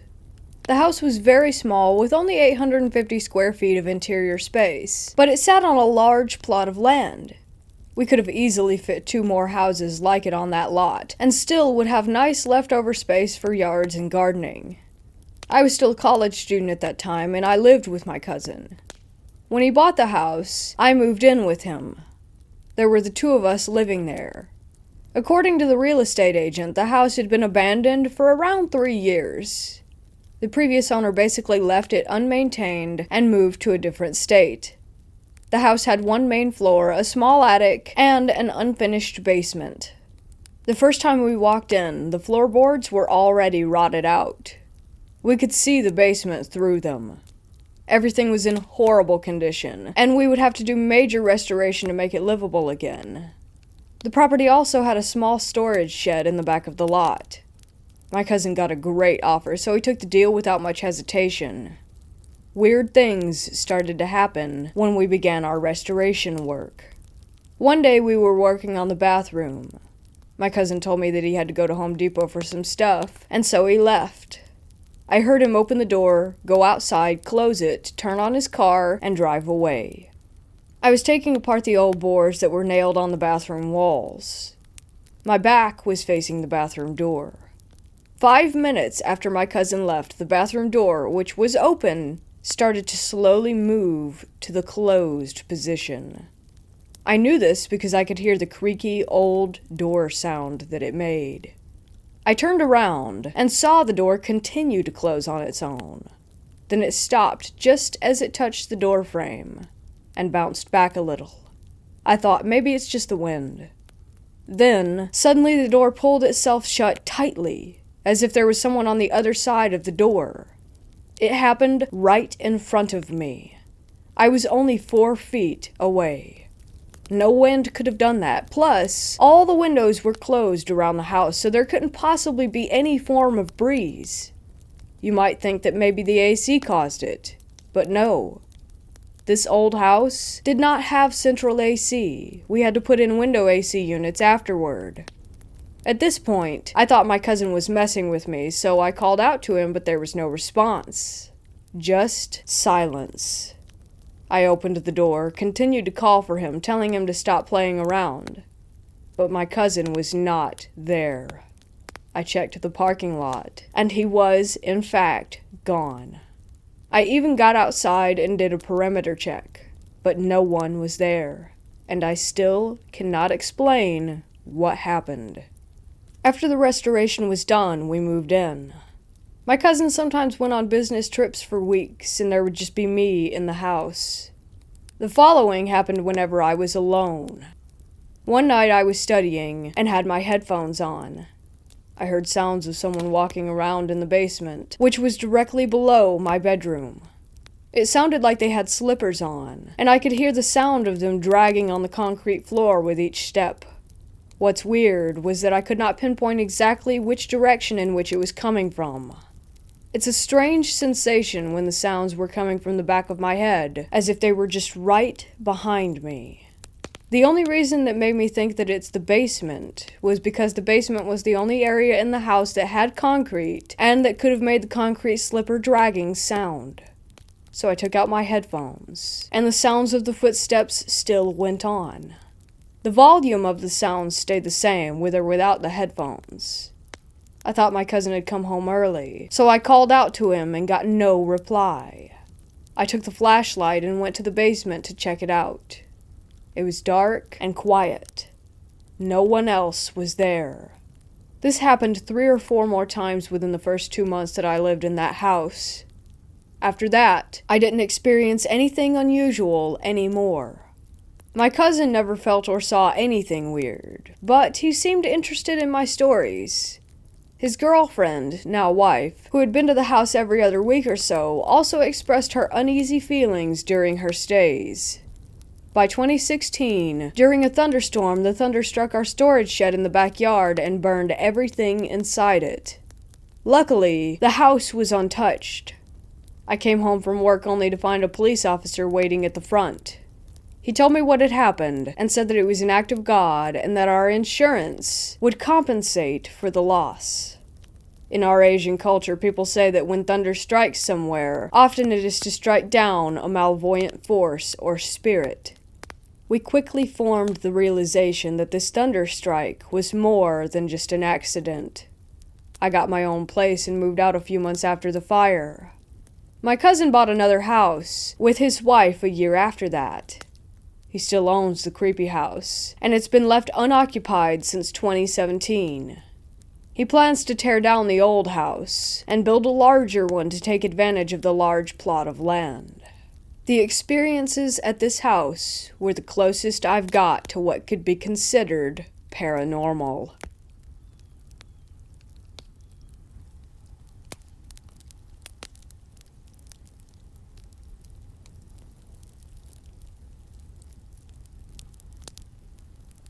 The first and only time I've ever seen a ghost, a dead person, a demon, whatever you want to call it, was exactly 1 year ago today. I had just gotten my bachelor after 3 years of studying social welfare and was now working at a group home for teens with substance use problems. My workplace was in a big old house, which was almost scary quiet during the nighttime, and I often felt anxious being there. Don't get me wrong, I really enjoyed the job and spending time with the teens, but working nights scared the crap out of me.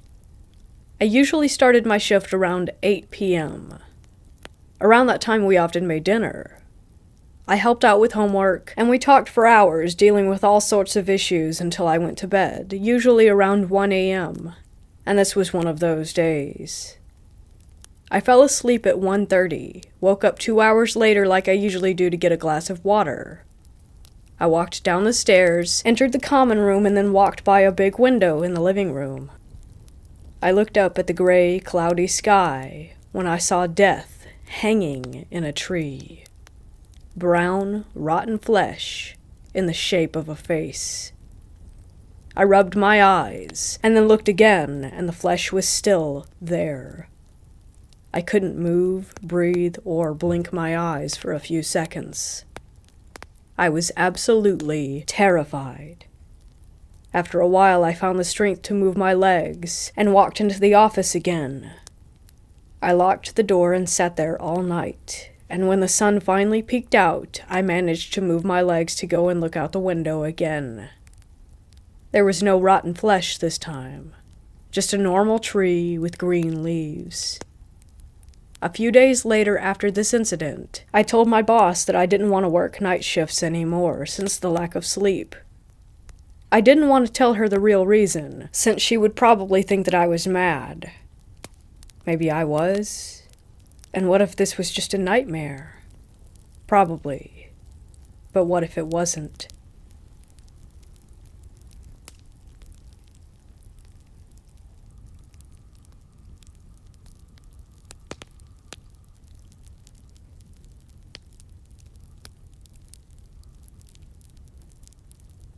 I was with my niece, who's on her high school soccer team and is taking it pretty serious and attempting to get some kind of scholarship out of it. I'm pretty healthy, but don't really work out too much. Something I often do is run and hike. I live in Kentucky, not in a rural part, but there is a state park near my house that's about 6,500 acres, so it's pretty secluded and densely forested. There are some really nice trails that allow you to run for a good chunk and then hike for a bit to split up the long bits of the trail that are flat. She decided to tag along with me today for a quick 3 or 4 mile run. It was raining, but nothing too heavy, kind of a spitting rain. Nothing we couldn't handle. We got up to the peak of this one hill, and it had been about 2 miles or so according to our phones, so we decided to turn back and head back to the car. As we were headed down the steep side of the climb, we were walking pretty slow, making sure that we didn't lose our footing, when out of nowhere there was the coldest chill that came up from behind us once we made it about halfway down. At the time it happened, we both commented on how cold it was on our backs, but didn't make too much out of it and went on with our conversation.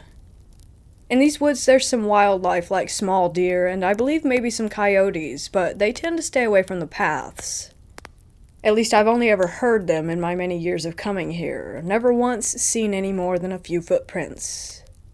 Once we got off of the hillside and hit a stretch of trail that was flatter ground, we began to pick up the pace when a deer darted across the path maybe 10 yards max in front of us, causing us to stop in our tracks. The first deer was then followed by 3 more, and not one of them even so much as looked our way. My niece looked at me puzzled because of the oddity of it. And to me, they were acting as if they were running from something, a predator of some sort.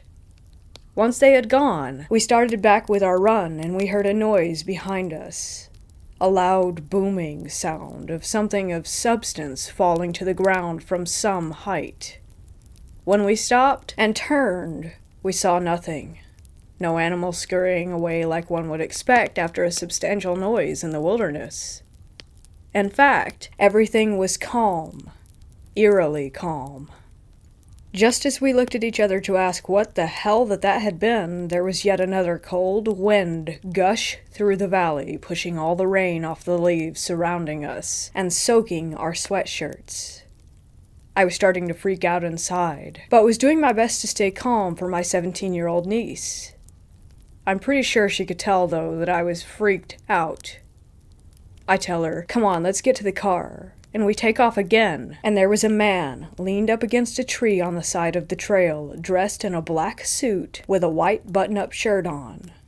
His collar was opened, but he had a tie on, sagging like a tired businessman on the way home from a long day. It startled me at first. I was not expecting to see anyone for a few reasons, one being that we were at least a mile away from any parking lot or street, another being that we had never heard or seen him coming, and the stretch of trail that we were on was flat and open for a good half mile. I got over to put myself between the man and my niece as we jogged past him. When we did, I looked him in the eye and gave him a "how you doing" nod as we went along. He was sort of pale.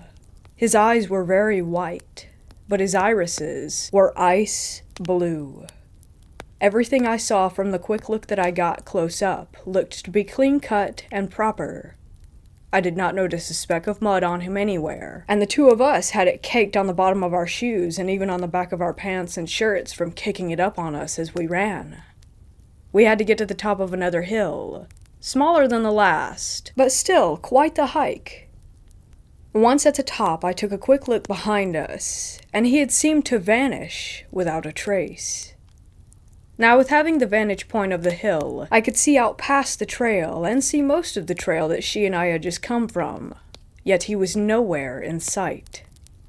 I scanned the sides of the trail, and still nothing. My niece asked me who that guy was and why he was out so deep in the woods wearing a suit. Questions I simply did not have the answers to.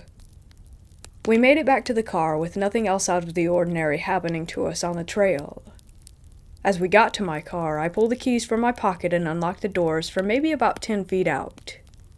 Walking up to the only car in the entire lot, I noticed muddy footprints coming away from my car from the driver's side. weird, considering I had no mud on my shoes when we got there. But there are trails leading up to the lot, so I figured maybe someone had came through before we got there and I just didn't notice. However, when I pulled the handle to open the door, it was also caked with mud underneath, as if someone had been attempting to open my door with a muddy hand. Nothing more occurred, but the whole encounter leaves chills covering my body the more I think about it.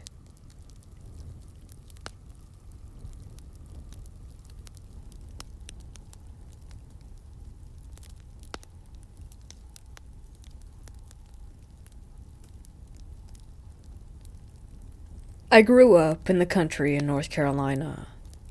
I lived up in the woods where there used to be a water mill. A family lived there back in the 40s. The parents had 2 daughters and 1 son. Unfortunately, one of the daughters got caught under the water wheel and drowned. Ever since I was a kid, I always heard humming and low singing in the woods when I was out tromping around. But one thing that really scared me one night is when I was older. I worked for the sheriff's office, and I had left work early one night due to being over on my hours. I got home around 2:30ish, and when I pulled up, I saw the figure of a little girl standing right beside my garage. When I got out of my car, she was gone. The next experience I had was when I was out hunting in the same woods. It was super quiet, a beautiful fall evening. I had just gotten down into my stand when all of a sudden I started hearing the same humming and singing I had heard multiple times over the years. But then I heard what sounded like someone walking toward me. I looked around everywhere and couldn't see anything. Then I heard a laugh, but not the same laugh as before. So as I was climbing down my tree stand, a rock hit my boot, and once again I heard the laughing. Now mind you, the area where I was hunting was about 3 miles deep in the woods, and there was no one around. I brought my brother and cousin and a few friends down there one night, and we were gonna just sit and listen and see if we could hear anything. We were down there playing cards, joking around, when all of us heard what sounded like someone in distress. We all got quiet and listened, and we could hear what sounded like someone breathing heavily. And the thing that confuses me about that night was if it was the little girl or something more dark. Sometimes I think things are better left alone.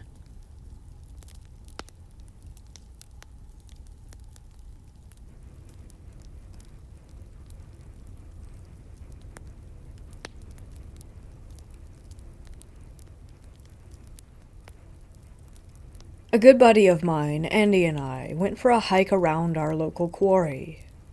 We took a trail that we hadn't taken before. It had really awesome lookouts and a crazy graveyard that we walked by. It was super cool. We also hiked around to this other awesome spot with big rocks to climb. Then we decided to head back to the car.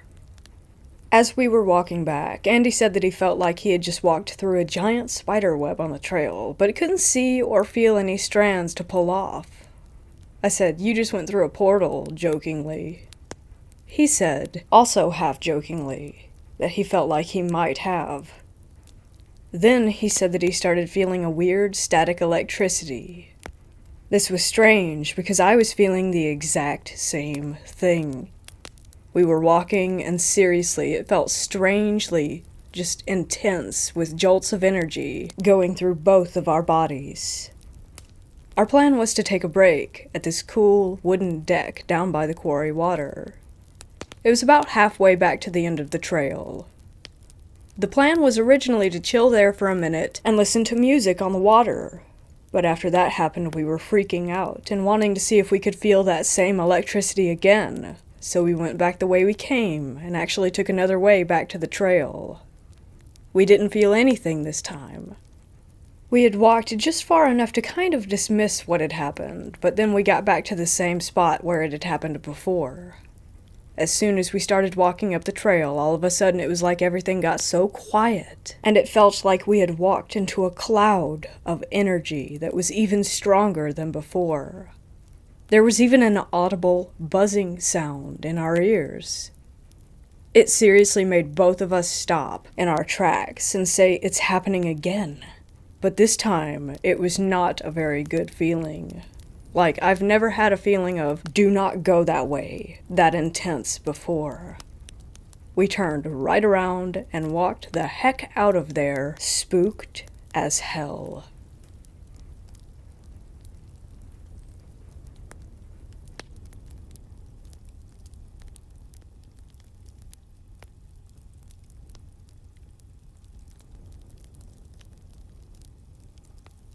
Before we begin, you must understand that everything you are about to read is absolutely true, and the events continue to this day.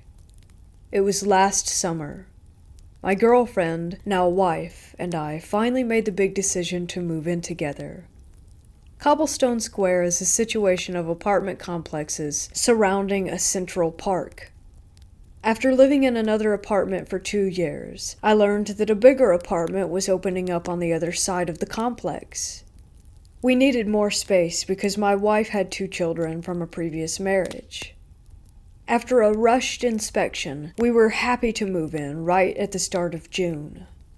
The months passed by, and the days grew shorter and colder. Autumn was drawing to a close, and with it, that's when the trouble began. In all the stories and movies, it starts out small. Things moving from place to place, lights being left on, etc., all chalked up to forgetfulness. This was true in our case, and we didn't think much of it. It only started to escalate with the children. Our apartment is set up with 2 bedrooms and bathrooms on opposite ends from each other. In our bedroom, we have our own private bathroom, and next to the kids' room is a small hallway leading to their own bathroom. We would give them baths in there and potty train, and almost as if flicking a switch, when the autumn months came, our youngest, a 2-year-old girl, would absolutely hate going in that bathroom. At the mere mention of bath time, she would go into hysterics, or on good days, she would sit in the tub, and in the process of bathing, she would look past myself or my wife and start screaming and crying. Oftentimes something would catch her eye in the mirror, and she would also start crying like mad. The most unsettling part would be that as soon as we took her out of the bathroom, she would stop and act as if nothing had happened. Our son, who was 4 at the time, would also run up to us and say that he would hear a voice saying, "Uppy," which was a common saying among the children when they wanted to be held. We asked if it was his sister, and he would profusely say that it wasn't, but he said it sounded like a kid. This happened a few times. With my wife being separated from her first husband and splitting custody, we would have the children come live with us every other week. On the weeks that the kids would go stay with their dad, the activity would seem to die down, but that didn't mean that it wouldn't happen at all. I asked my wife what she remembered from last year, and she recounted a time when we didn't have the children and she was cleaning the house. She noticed the kids' door was open. We usually keep it closed, but she thought maybe I had went into their room for something. She checked to see if I was inside, and seeing that I wasn't, she closed the door and didn't really think anything of it. It wasn't until a while later that she went to use the kids' bathroom and saw that the door was open again. She found me in our room and asked if I had opened it, and I said that I hadn't. With more incidents of lights being found on and doors opening, it all came to a head near the end of October when I was washing dishes in the kitchen. Above the sink, facing the living room, is a small window that allows someone in the kitchen to look out into the dining room and the living room, and additionally the back door, which is a sliding glass door. Important detail. After the kids had been put to bed and were asleep, my wife and I went about our normal duties and chores, trying to finish up before the next day started. As I was washing dishes, I looked up from the sink and saw in the glass of the sliding glass door the reflection of a large shadow in the hallway to the kids' bedroom. It quickly entered the bathroom, and I immediately walked over, turning on the light, and seeing nothing there. I went to my bedroom where my wife was vacuuming, and I asked her if she by chance went into the kids' bathroom for whatever reason. I wasn't surprised by her response when she said no, and I told her what I had seen. It was after this event, and subsequently Halloween, that all the activity seemed to stop. More months passed by again, and we jumped to 2020. August. As soon as the activity started again, I began to keep a journal of all the findings. That way there was a record. On August 10th, I went to the bathroom, the kids' bathroom, before going to bed, and heard a small child giggle. Both children were fast asleep. On August 11th, my wife was bathing our daughter, and for the first time in a year, our little girl started to shriek in fear until she was out of the bathroom. On August 13th, while getting ready for bed, our son knocked on our door. I'm always the one to answer, and he told me that he was afraid. He wouldn't elaborate on why, but when I laid him down in his bed, he begged for the closet to be closed. The closet has never been a problem, and a few nights after this we returned to it being opened and haven't experienced anything like it again. On August 15th, my wife and I had an argument, and I went out to the couch to sleep for the night. As I was tossing and turning, I heard a child's voice in the night say, "Uh-huh," as if answering a question.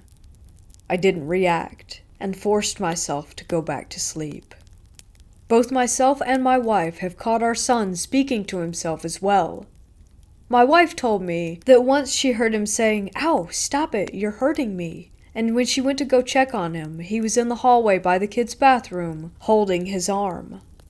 During the daytime, the kids were playing, and both me and my wife were doing our own thing. As I was sitting on the couch, our son runs behind the couch and stops, and then says, "And how would you do that?" out of the blue. I turn to him and ask him who he's talking to, and after a moment's hesitation, he says, "Nobody." I told him I heard him say something, and he then insisted that he didn't say anything. On one occasion, my wife was sleeping on the couch, and in the middle of the night heard a man's whisper say, "Don't get up," to which she promptly obeyed. It was the night after that I woke up from my sleep in bed to see a shadow shape standing over me with piercing red eyes. I felt as if it was going to hurt me. My wife and I have naturally begun our interest in the spiritual world. We began researching and looking for ways to go about this. We've purchased a Ouija board with no results, and from a medium, a supposedly haunted ring. If our apartment was going to be haunted, we wanted to know by who and with what intention. It seems as if our mail-order ghost has already made their home, as one morning our front door was unlocked and slightly ajar, with nothing stolen. Tonight, as I write this, my wife and I were watching TV on the couch and decided to call it an evening. But as we got to our bedroom, I noticed a low scratching sound coming from the record player. I opened it up and saw that the turntable was moving as the needle was off its holder, turning the record player on. I replaced the needle and tried knocking the player a few times to see if it could have been easily bumped or knocked off, but no. The only way to move that needle was to pick it up with your fingers and set it down. I was reminded of one other time that this happened, long before we bought any haunted items. I am thoroughly convinced that my apartment is haunted. People die in them way too often to think it's not a possibility, and if nobody died here, the cemetery across the road definitely doesn't bring me any comfort. I can say that two distinct entities can be somewhat accounted for, a small child ghost and something else. Or maybe something that wants to be viewed as a child. But let's think happy thoughts. We still live here to this day. Autumn is just beginning. And that's when things really seem to get interesting.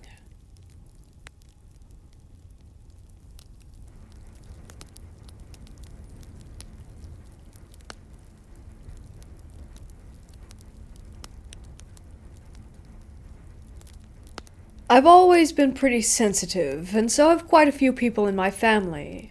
I've seen dark figures, recorded a few voices, but nothing too major before this story. It was my senior year of high school, and I had been going through a period of what some may like to call paranormal investigating with my friends. We were spending time visiting cemeteries and abandoned houses, like most teenagers do. Just having fun being scared. Well, my friend Tyler found this Ouija board in an abandoned house that he had explored a month or so back and asked me if I wanted it. You see, he knew I was into the paranormal with all the love I had for being scared. I liked scary movies, haunted houses, and anything to get the adrenaline going. So of course I said yes. My friends Alex, David, and I decided to skip school, and I asked them if they wanted to use this Ouija board with me. They were along for the ride, and we had planned to find a place to do this. My house. My house was already known to be haunted because due to some experiences that I had had in my basement. So it seemed like the appropriate choice. Now my friend David didn't believe in anything paranormal. No ghosts or any of that stuff. So he decided to film this for us. Alex is sitting across from me, and I have my hands on the eye by myself. I figured you weren't supposed to do this alone from what I had seen in movies, but we did it anyway, just to see what would happen.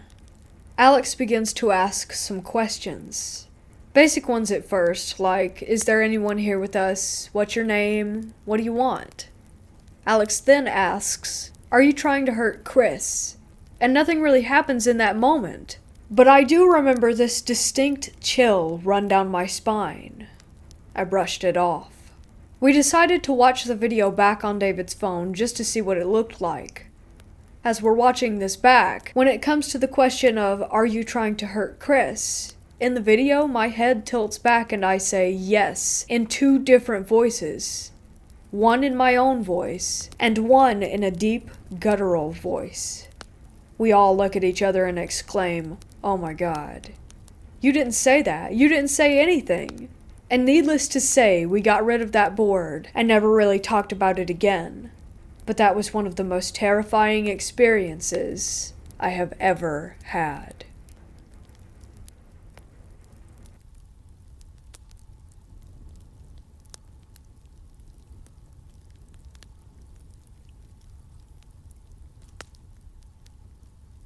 My grandpa was always a big hunter.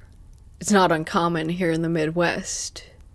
He would always find new areas to hunt and get permission to hunt on private properties.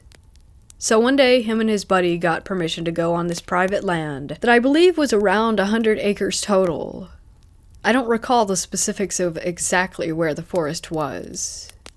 For now, I know for a fact that this was in the Michigan-Indiana border area, or in other words, Michiana. Anyways, they set out around noon to get to the forest and arrived at around 1 p.m. and started hiking back into the woods.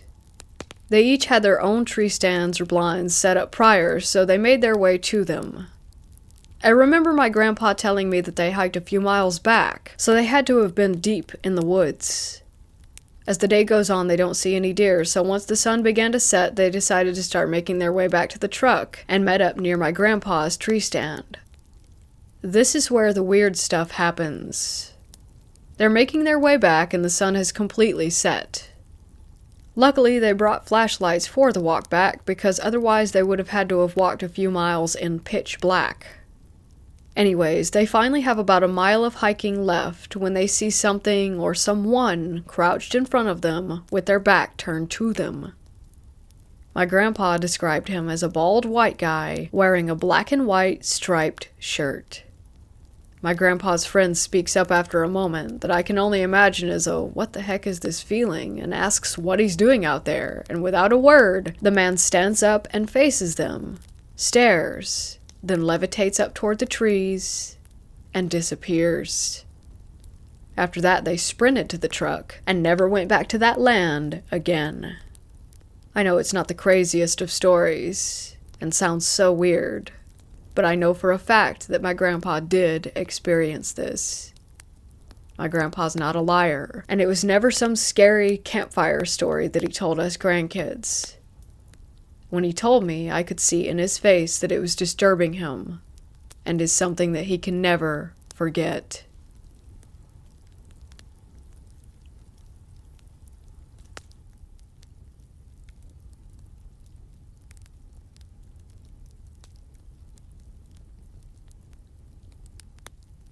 I have a few stories that I can't explain, but this is the one that I feel I need to share because it happens to align with a type of experience that so many people have reported throughout the years, arguably since ancient times.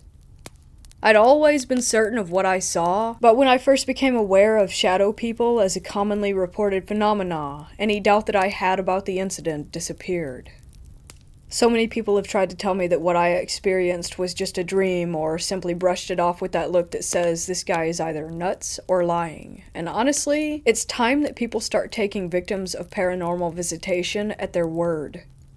In an age where we're starting to wake up to the fact that victims of all forms of abuse deserve a voice and representation, it's sad to see that so many people are disregarded as mentally ill or confused just because their experience lacks an accredited scientific explanation. My experience was not as extreme as some that I've heard from others on various paranormal forums and podcasts, but it has affected my life in a number of ways, and to have the source of so many anxieties and frustration in your life disregarded as a dream or a fiction leaves a person feeling very alone, unable to really explore their trauma, because the subject is so taboo and very few people are willing to take your account seriously and help you search for answers. This is my story. And I assure you, I have nothing to gain by bringing you a false account. I just want to put my testimony out there so that other experiencers can know that they are not alone and that they are, probably at least, not crazy. There are things in this life that do not yet have a scientific explanation, and humanity is not the only sentient intelligence that operates in this world. Beyond that, I really don't know a damn thing. But accepting the fact is the first step in beginning to fully understand the nature of this world, or any others that may exist. The first time I saw it, I was about 8, maybe as old as 10. I was living in a dingy little house in Clear Lake, Iowa, in what you would consider to be the trashier part of a small tourist town. My room was at the end of a long hallway, on the right side of the hall if you were looking toward it from the kitchen on the opposite end. Across the hall, the left side, was my toddler sister's room, and in the middle of the hall on the left was the door to my parents' room. One morning I got out of bed and started to move toward the kitchen. When I was just about at my parents' door, looking toward the kitchen, the figure appeared.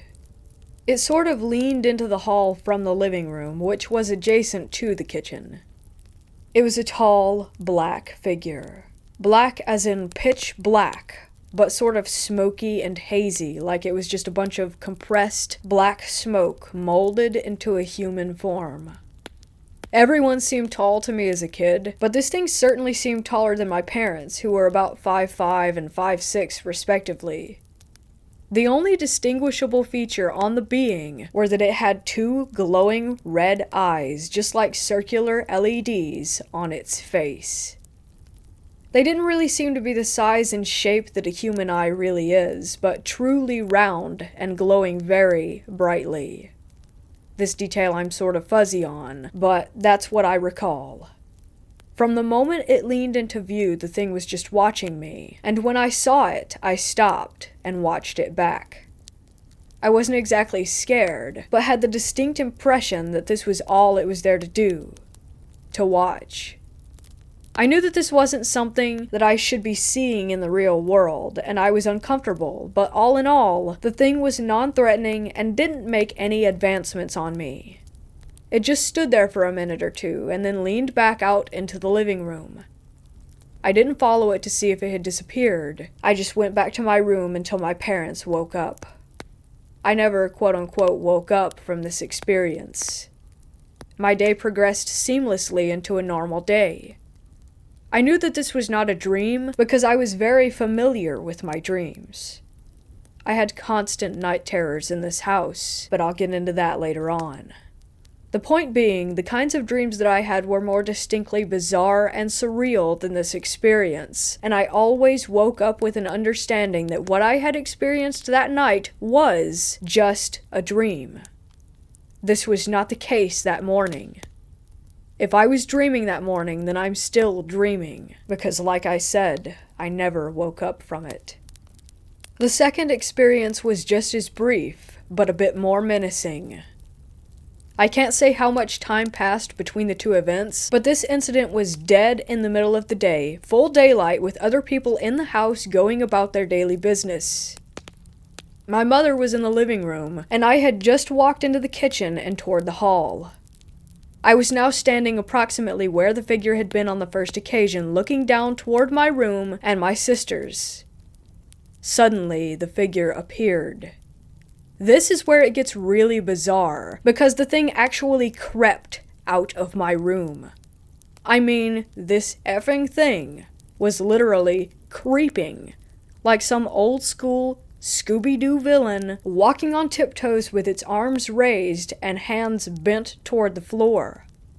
If you get what I'm illustrating here, you should probably laugh, because it was just as goofy as it sounds. It crept from my room into my sister's room, which is what really freaked me out by this event. The whole thing was over in just a few seconds. Moving in this bizarre manner, it had its head turned toward me the entire time. From the moment that it crossed the threshold of my door, its eyes were already on me, as if to say, "Yeah, I'm here, straight creeping around your house, and there's nothing you can do about it. No one's gonna believe you." I had already told my mom about the first sighting, and of course she had dismissed it as a dream or my overactive imagination. So I didn't bring it up, but I was really scared that it had some sinister intentions with my sister. I do remember her having some nightmares around this time, which I heard from my room, her crying to my mom about how the quote-unquote creature from the Black Lagoon was standing in the corner of her room. I asked her about this years later, but she doesn't remember any details on that. So that's it. That's all I saw of this shadow person. But there's another element to my life at this house that I feel might be relevant to what I experienced. As I mentioned earlier, I was prone to night terrors while living in this house. Vivid but bizarre nightmares that almost always had something to do with being chased by various demons, monsters, etc. One recurring type of dream I had went like this. I'd be laying in my bed, everything seeming to be completely normal in my room, as it was in waking life, but I would get this feeling. It was this instinctual understanding that something horrible was about to come through my door. I would start to panic, but would be unable to move my body, so rather than use my arms and legs to physically leave my bed, I would, through a sheer force of will, hover off of my bed and float to the corner of the ceiling, as out of reach as possible. Nothing else was really different about my room and these experiences except for that dread. The dread that something was trying to get in. Another night I had a similar dream, where I woke up in my familiar room to find a tall, hairy man standing above me, reaching for me. I had the strong sense that this skinny, ape-like man was there to take me, and I recall doing my best to resist him, but the ending to that dream is fuzzy. That scares me to this day, more than the shadow person encounters, because the hairy men are a pretty common occurrence in high strangeness research, so I can't help but worry that there was some reality to that experience. I bring these dreams up because it seems that vivid nightmares in certain locations, this happened only in that house, that also have reported paranormal activity, indicates a relationship between the two. If you subscribe to the idea that these beings feed off of fear, then it seems plausible that the two are connected.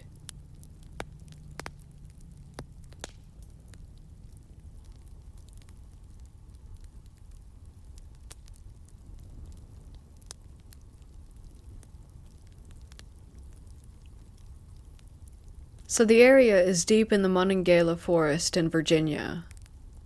I was doing some hiking there alone, trying to explore the new area, seeing what's out there. Everything was going pretty smooth in general, except for one occurrence that had gotten me blown away completely. By the way, I'm a 37-year-old male, been hiking in forests and mountains many times, never had an issue. Anyway, so I'm walking in the forest, it was around 4 p.m, I was alone, I had everything on me including a radio beacon, compass, GPS on my phone, and smartwatch. So as you can see, taking my precautions in case I get lost, so that I can figure out my whereabouts and get back. I also even had printed maps on me. While walking, I all of a sudden felt some sort of weird, very weird quietness. As if you know it was the vacuum. No birds chirping, just quietness. And what's extra weird about it was that it was so quiet that I could hear the humming in my ears that you sometimes get to hear in total silence. I'm thinking, okay, quite odd. First, though, is that there might have been a predator in the vicinity, so I was trying to keep an eye out for that. I did carry something to protect myself with just in case I got attacked. Anyway, I just keep walking. No predator, but the quietness was just there. It's strange. I did not even see any birds anymore, just trees. I also noticed that the weather started getting worse, it became cloudy in an odd way. I don't know how to explain it. Long story short, the weather got bad pretty much out of nowhere. At this point, I kind of started feeling I don't know how to describe it, I guess uneasiness. I decided to go back, and here's this. All of a sudden, the GPS is out on both my phone and my smartwatch, and the compass is spinning as if there's a magnet close by or something like that.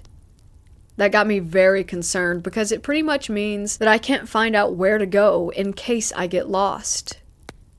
I started walking back. None of my navigational tools are working.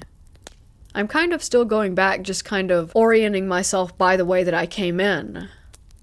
All of a sudden, I see the clouds above are really bizarre. It's like most of the clouds are weird and grayish in color, but they're not like clouds, but more kind of like fog, which is really way up.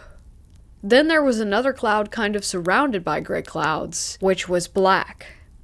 I've never seen a cloud look like that before. It was almost like the night sky. Then the craziness happened. All of a sudden, I hear music, like a town clock bell or something like that, doing it every 10 seconds or so. I don't know, at the time I just got scared, really freaked out, and I just started running very, very fast back where I had come from. I was sprinting, and then eventually I noticed that the weather got better. It was no longer cloudy. The clouds weren't in fact visible anywhere near. I looked at my compass and GPS, and it was back up. I was, in fact, headed in the correct direction. After that, I just went back to the place where I had parked, and left. Later that day, I looked up the weather forecast for that area. There wasn't supposed to be any cloudiness anywhere. It was supposed to be a sunny day with only sporadic clouds. I told my story to my buddies, also hikers. They say it might have been that I could have maybe fallen and maybe had a dream of that, but I don't think so because I don't remember falling or having a dream. Anyways, it's kind of a weird story. Maybe there's a logical explanation, but I don't know.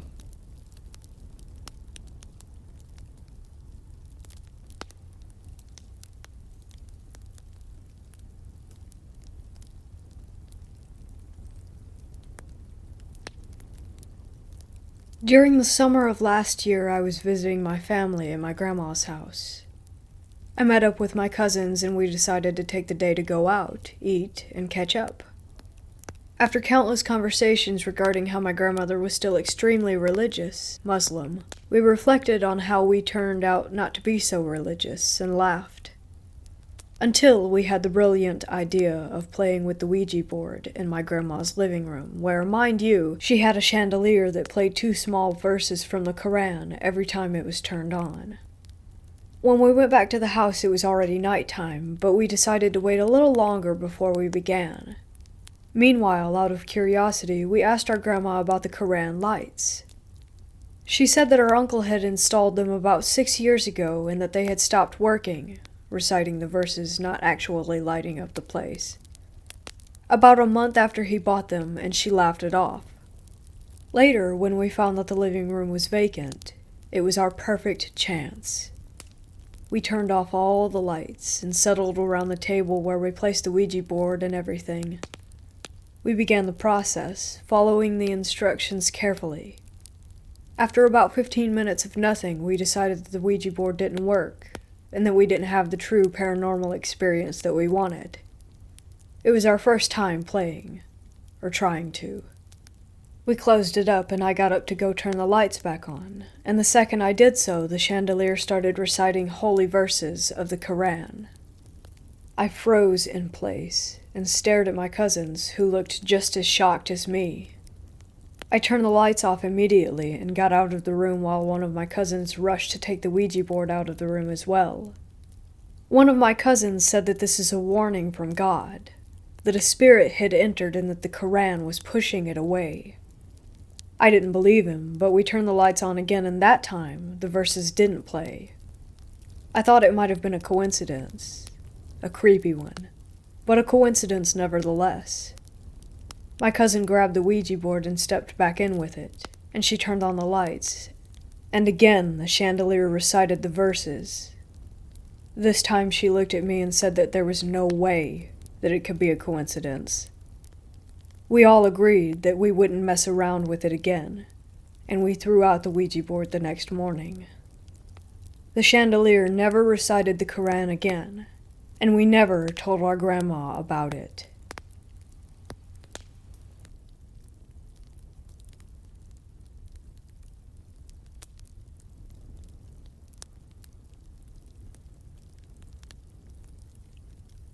So about 15 years ago, I was living with my ex-girlfriend, my sister, and her husband in an old house not far from town.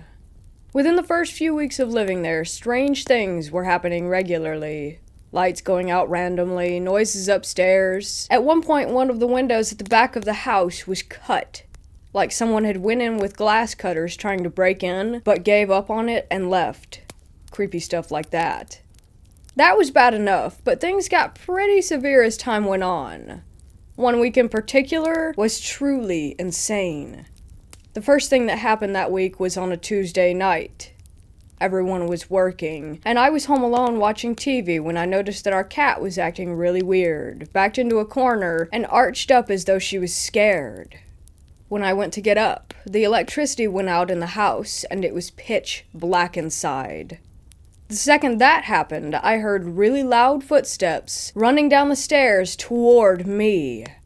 I got up and braced myself for whatever it was, but there was nothing.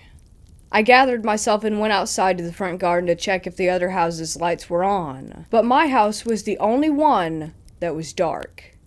I went to the fuse box to reset the trip switch, and all was back to normal.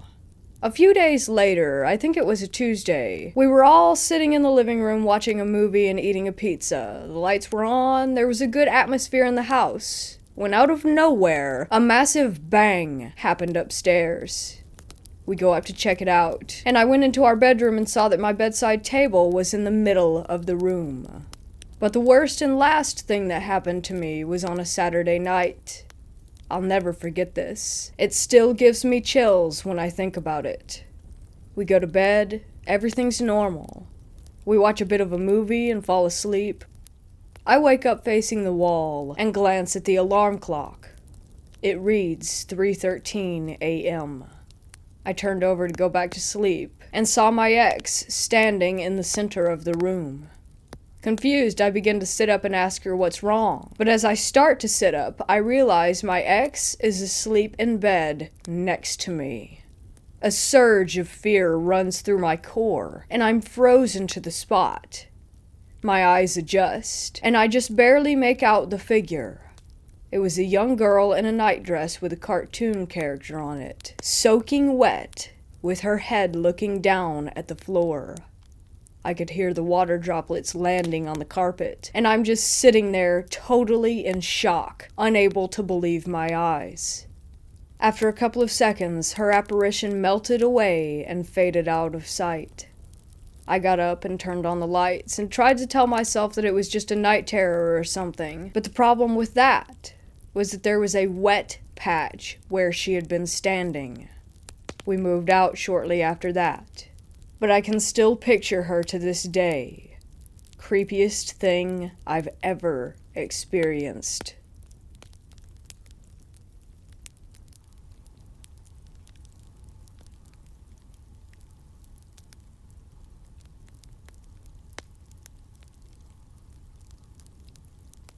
I grew up in rural Oregon with around 70 acres of wooded private property as my personal playground. By the time I was 16, I had spent countless hours exploring every square foot that I could and had never experienced anything any more unpleasant than poison oak and more than a few blackberry scratches. Oddly, there was one small portion of the property that I had never checked out.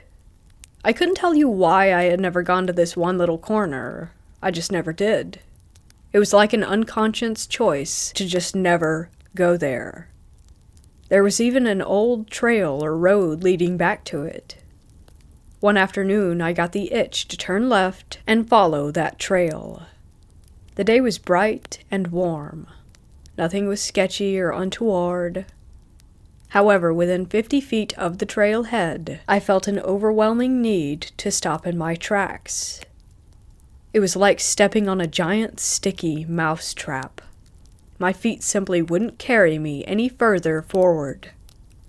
As I stood there, every hair on my body stood on end, and I felt absolutely sick to my stomach with dread. I spun in place, looking every direction for whatever danger my body was telling me was there. The spot where I stood was a bit of a clearing in the trees. I had about 20 feet or so of total visibility in all directions, and further in some.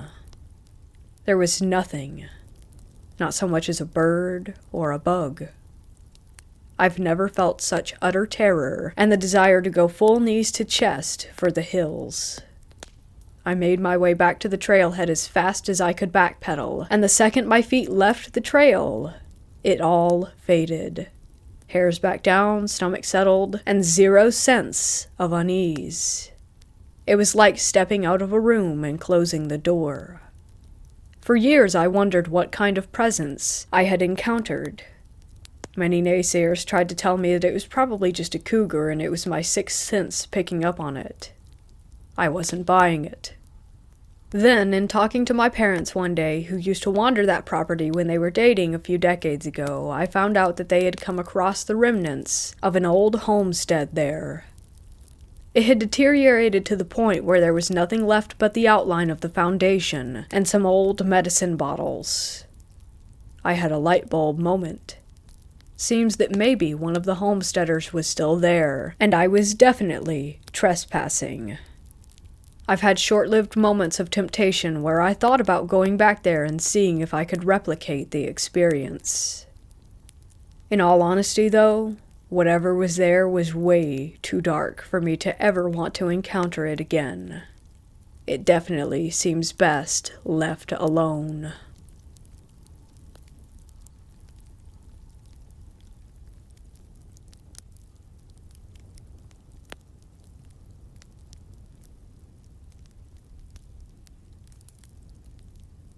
I work night shift on a unit at a nursing home.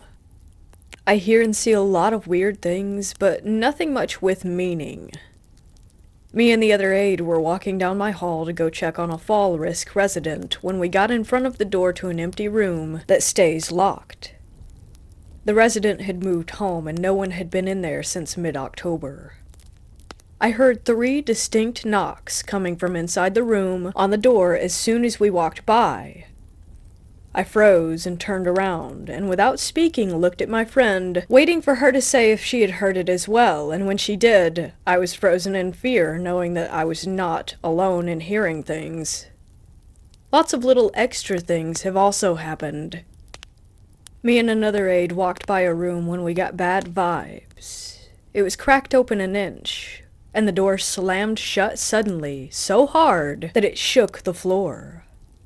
Right next to the room with the knocks, we had a resident pass away. Again, me and an aide walked by, the door was closed and locked, and the handle started jiggling hard and fast.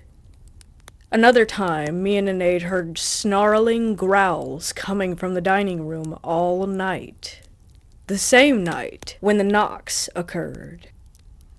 There were also instances of running faucets in the residents' bathrooms, in the basement, anywhere that I went, had a resident complaining of water running all night.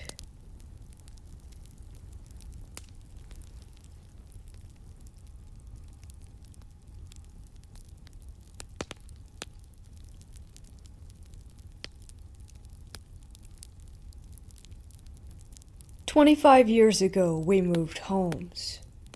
It wasn't in the greatest of areas, but it was better than we were previously. I shared a room with one of my 4 sisters. We had a TV in our room, but the remote control was broken, so we never used it. It stayed on Channel 5, the TV Guide channel.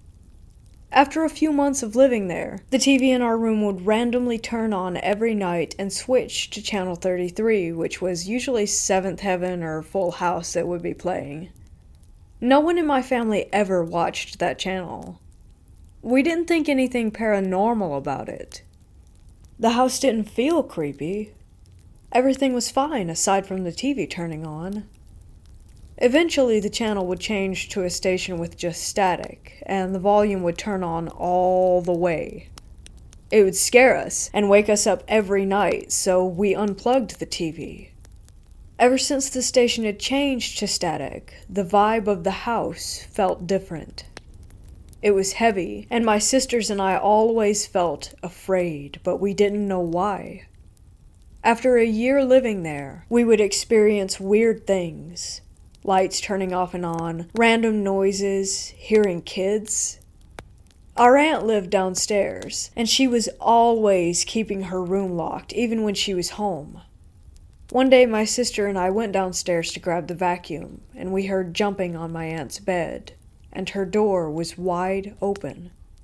My aunt was at work, so we poked our heads in to see who was there. We saw no one, but heard kids laughing and the bed moving, once again, as if someone were jumping up and down on it. A few days later, we were playing in the living room upstairs, and we heard a cough coming from down the hall. We went to check on who it was, because no one was home aside from my sisters and I, and we were all together. We saw a man in black pointing to my sister's room, as if he wanted us to go. We were terrified, so of course we didn't. We stayed put until my parents came home. When they arrived, we told them what happened. They went to check out my sister's room, and there were scratches and crayon marks all over the wall and ceiling. We ended up moving out of the house when my aunt was sleeping with her door locked, and in the middle of her sleep, she heard the voices of 3 different men. When she tried to open her eyes, they were held shut. They choked her and laughed. She tried to scream for help, but she couldn't make a sound. She eventually passed out, and when she woke up, she felt as though she had been beaten. Her door was still locked, and everything was still in place. We thought it was sleep paralysis, as there were no signs of anything that happened. But later on that day, and within the next few days, there were bruises all over her body and around her neck. We couldn't explain what had occurred.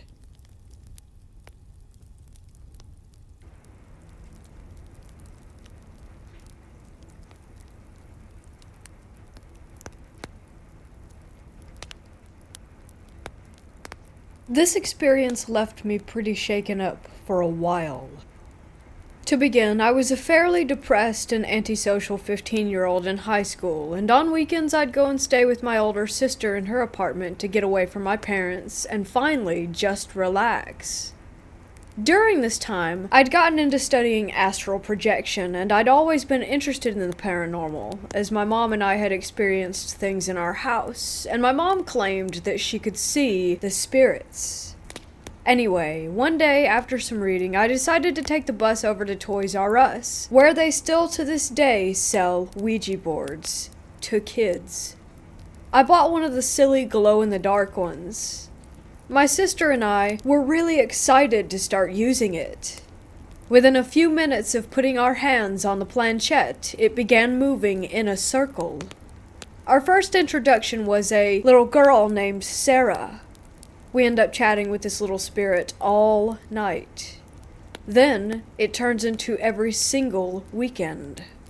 We begin to feel almost addicted to the board, always going to chat with Sarah. It was a long time ago, but I remember her saying that she was from the 1800s. She'd be so excited to talk every time we showed up. The planchette would spin in circles all over the board. We could even take our hands off of it, and it would continue to move. The addiction to the board goes on for months. Finally, one day we decide to ask Sarah to physically show us that she exists. We ask for a sign, and a strong breeze shoots straight into my ears so hard that I jumped back from the board.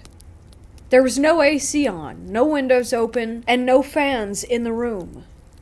From here on, things get odd, and Sarah says that she is attached to me. I started getting an off feeling, and I ask, "Are you really Sarah, or are you someone else? Some of the things you say are pretty adult for a young girl." Then the planchette began to playfully spin all over the place, ending on no. I feel a sense of almost maniacal laughter in the air. It's hard to explain, but my sister feels it too. Turns out Sarah was actually a man named Solomon. Solomon said that he loved me and that he was going to follow me. From there we were freaked out and decided to stop using the board, but the pull was strong and it legitimately feels as if it were an addiction. After this incident, I can almost always feel someone watching me when I'm alone. I'd see the shape of a man in my head and the dark windows at night, but just for a second, enough to make me think I was losing my mind. I was frequently exploring church with my sister and was so scared from seeing figures pass by the windows and from feeling someone standing behind me that I told the preacher about our Ouija board use. He said he would pray and that I would have to ignore the spirit. Not the greatest advice. A month later, I had an odd and terrifying dream. Suddenly I'm above my body and in the den in my parents' house where I'd fallen asleep on the couch late at night. I look down at myself and then feel a presence by my body's head behind the couch near the hallway. There is a man standing there. He's wearing a black leather jacket, fitted, vintage-looking jeans, dark boots, kind of 40s, 50s-ish biker style. He was probably in his mid-20s. He had pale skin, dark, short-cut hair, and totally black eyes. He's almost attractive, if he weren't terrifying. He smiles at me eerily, and at light speed, jumps for my body. I panic and jump too, trying to get back into my body before he does. I wake up in a panic, sweating and shaking. Somehow, I eventually fall asleep at first light. And then when I awaken in the late afternoon, my mom tells me that she woke up to use the bathroom at night and fell to the ground in the living room having a seizure. I didn't know what to do or say. I was shocked.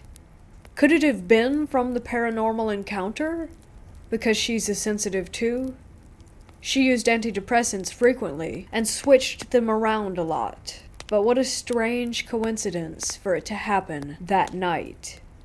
After that incident, life just continued on. So much of my teenage life felt negative at that age already that I just kept trekking forward, feeling someone behind me on some days not. The energy in my family's home was generally bad. Parents fighting constantly, father using drugs, mom in different phases of her bipolar. Definitely some energy a bad spirit or two could feed on. Fast forward to sophomore year in high school.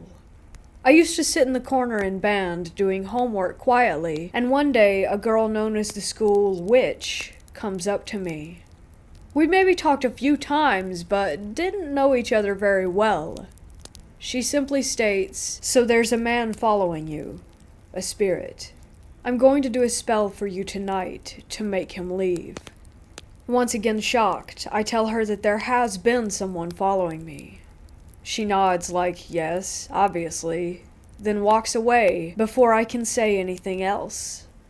By junior year, I'm dating a boy who lost his brother to suicide only months before we'd met.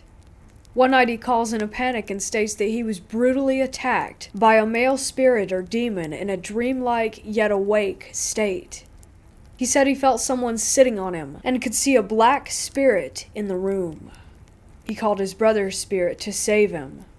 He claims he felt a whoosh of energy and that his brother pushed the spirit off of his chest. He woke up really scared, saying that he'd never felt anything like it and that he'd never had negative spirit encounters before except as a small child. What scares me is that he'd randomly have episodes after this that made him not in his right mind, or almost mad. At the time, I'd felt and seen his brother's spirit twice, and it was never a hostile feeling. I felt somewhat protected while dating him because of this, but Solomon's negative spirit was something I still worried about and felt on occasion. Years go by, and I eventually become best friends with a girl whose family ghost hunts. We ghost hunt together, experience some creepy stuff, and I become less fearful. 2 years into our relationship, I get the courage to tell her psychic aunt my story, and she seeks to find out more about this spirit. She connects with him and laughs some. He's 5150, hun. He's absolutely mad. He's not necessarily evil, but he attached himself to you because he likes how easily he can scare you. He doesn't necessarily want to hurt you, but your fear gives him pleasure. In life, it seems, he was quite mentally ill. I was absolutely stunned. It all made so much sense, and how would she know this? After the talk, my best friend and her aunt tell him to F off, and to imagine a white light and to let him know he's not welcome. This seems forward, but one night I feel the presence and it angers me. Years of someone just wanting to scare me. I yell at the empty room that I'm not afraid of him and that he's not welcome. I use sage, imagine white light, and yell for him to leave. I feel a stir in the energy, almost like he's not even that angry to leave. It felt more like an annoyance at losing his fear target. From that point on, I've had the upper hand. There was one more experience with him one day at 25 while in a toxic living situation. This was 6 years after the experience with my friend's aunt. I left my body again and was excited. Finally, astral projecting as an adult. I sit up, and lo and behold, there he is, standing by the bed. But this time I shoot white light at him. He's gone in an instant. Then my toxic roommate at the time walks through the wall to grab me. I wake up. Was he trying to warn me? Does he still visit me? Can I ever make him leave for good? Sometimes I wonder if he ever felt compassion for me. It was all so strange, and I frequently meditate and banish negative spirits or energy from around me. I've shut down a lot spiritually because of these incidents. I constantly state that nothing is allowed to bother me, but I wonder if somehow he'll be there forever. It worries me sometimes, especially because he'd stated on the board that he didn't want anyone to have me. I feel confident that spiritually I am strong, but I've always wondered if there was some deeper level of banishing that I could have, or should have done, or could still do. Anyway, I wanted to share this story because it's been both such a weight and a mystery to me for so many years. I don't know what I believe anymore. Sometimes I wonder if my extremely negative state of mind drew him to my depressed teenage self. Maybe somehow I created this negative entity? I doubt that one, but it is still possible. I feel in a much better place mentally, physically, and spiritually now, so I don't feel threatened by spirits, or really believe that he is around anymore. But who knows? I sage and cleanse my place almost daily and feel it to be a safe and light space. I will say that there is still so much I don't know when it comes to all of those incidents.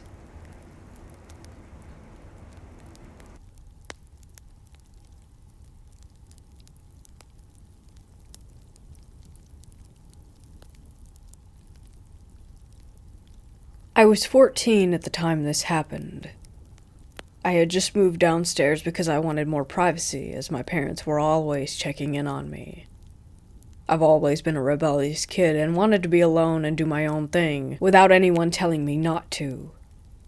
I had always noticed strange things happening around my house, and I kept asking my parents if they were going through my stuff in my room. They would always say no, so I always brushed it off. These things still happen to me to this day, like things being moved and waking up in a cold sweat, with no explanation. One night I was on my phone and I felt this feeling of dread and anxiety come over me. I then heard a voice say, "It's okay," and I looked up and a black silhouette of a woman was standing at the foot of my bed. She had no face, but I could clearly see the outline of a petite woman just standing there. I remember feeling very scared, but also very calm at the same time. I was looking at her for 15 seconds before she vanished. I told my parents what had happened, and they were also scared because my dad would always say that he felt a presence in the house. I instantly moved back up to the main floor. I remember telling people about it, and I would always remind them that my parents built the house, so there were no previous owners. People have given the idea that it was my grandma who passed away a year before this happened. I still question if this is true. I've not had anything that intense happen to me again. I still have the nightmares, and also question what she meant. Why was it okay? I remember telling that to myself over and over. I'm thinking of moving back down soon, but for now, I think I'm good.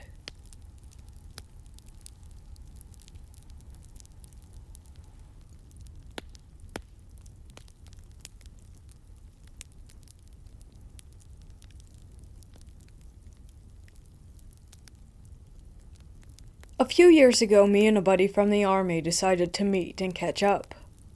We decided on the date and place. After several hours at the local pub, it was 3 a.m., we had 3 beers each and decided to go pay our respects to a friend of ours who had died a few years ago and was with us in the army. We bought a bottle of our friend's favorite booze and drove toward the graveyard. When we got there and started to walk toward the gate, we both saw someone standing there. As we got closer, I could definitely recognize the very friend that we were going to visit. He was standing there in his uniform holding a rifle and was waving at us to come closer. I was incredibly freaked out by what I was seeing.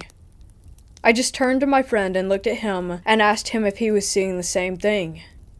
He was so shocked that he couldn't even talk and was just nodding his head with his mouth open. We backed away slowly and went back to the car, and drove away as fast as we could from there. Where I'm from, they say never go close if you see the dead calling you over. But ever since that day, I keep hearing someone call my name behind me when I'm all alone. At first I thought it was my wife messing with me, but that's not possible, because it's a male voice. Once again, I'm really freaking out. A few times I left my phone recording on all night to prove to my wife that I'm not going insane. But every time I do it, there's zero evidence. Just static and me and my wife snoring in the background.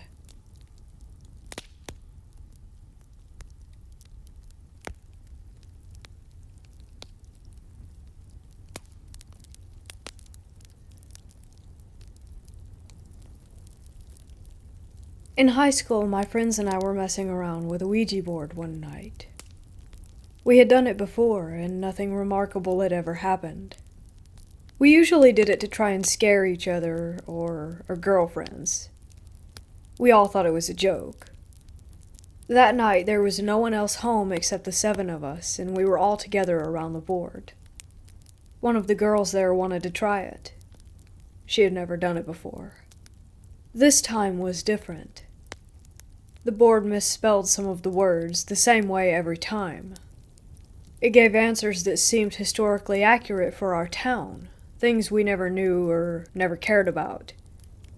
Long story short, the spirit claimed it was a 10-year-old boy who had died on the property in the 1800s, and was buried there too in an unmarked grave. My friend's house was on a farm in the edge of town.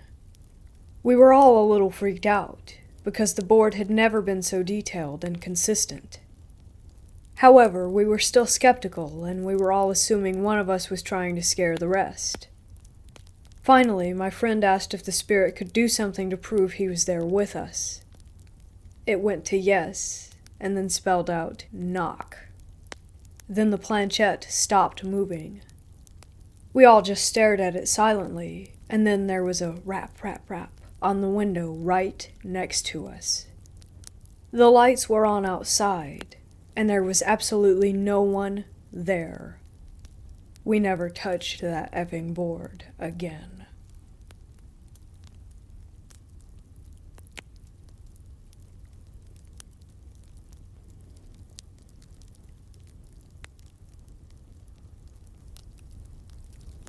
From as early as I can remember, I used to fall asleep watching old, reel-to-reel black and white cartoons on my wall, like Steamboat Willie. I clearly remember the jittery, shutter-like quality of the cartoon from the old reel-to-reel projector. There was no actual movie projector in my room. At night, I would wake up to someone tapping me on the shoulder. I had a usual routine that I followed when it happened, which involved burying myself under my covers and telling myself that I would count to 7 and then turn over to see what was there.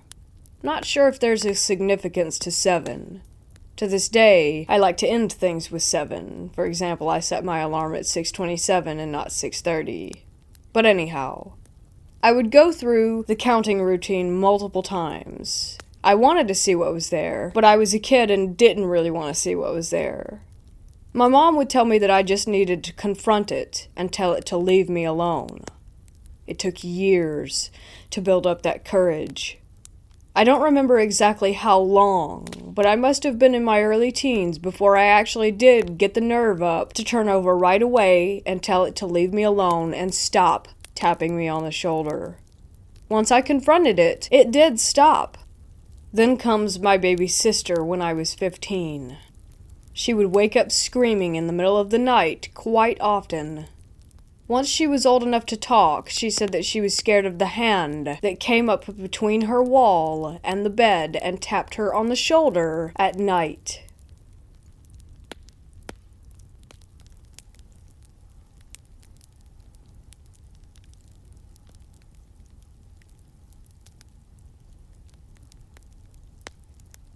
It was 1999, and I worked night shift in a factory back in Puerto Rico. One night it was just QC and me working in a back dark room of the factory. About 2:30 a.m. I saw a door open, and a pale young lady stepped in and walked in our direction. QC was facing the other way, and I was looking at her from my workstation. I stood up, and that's when I noticed that from the waist down, the woman was blurred. She was dressed in a light blue dress and a cap. As she got closer, she vanished into a mist. I rubbed my eyes and called the QC. I told her what I had just seen, and she said, "It's just your imagination playing tricks." After an hour or so had passed, this tall, dark shape, dressed in a brown mechanic's outfit, got close to me, looking over my right shoulder. I could see it with the edge of my eyes. It wasn't touching the floor. I froze, petrified. For about 30 minutes, it kept moving forward and backward. I finished the work night and went home spooked. Next day, I told my experience to everyone, and a mechanic who had worked there for years told me that when he stayed there, an old mechanic who had all kinds of issues was found hung in the same spot where I was working.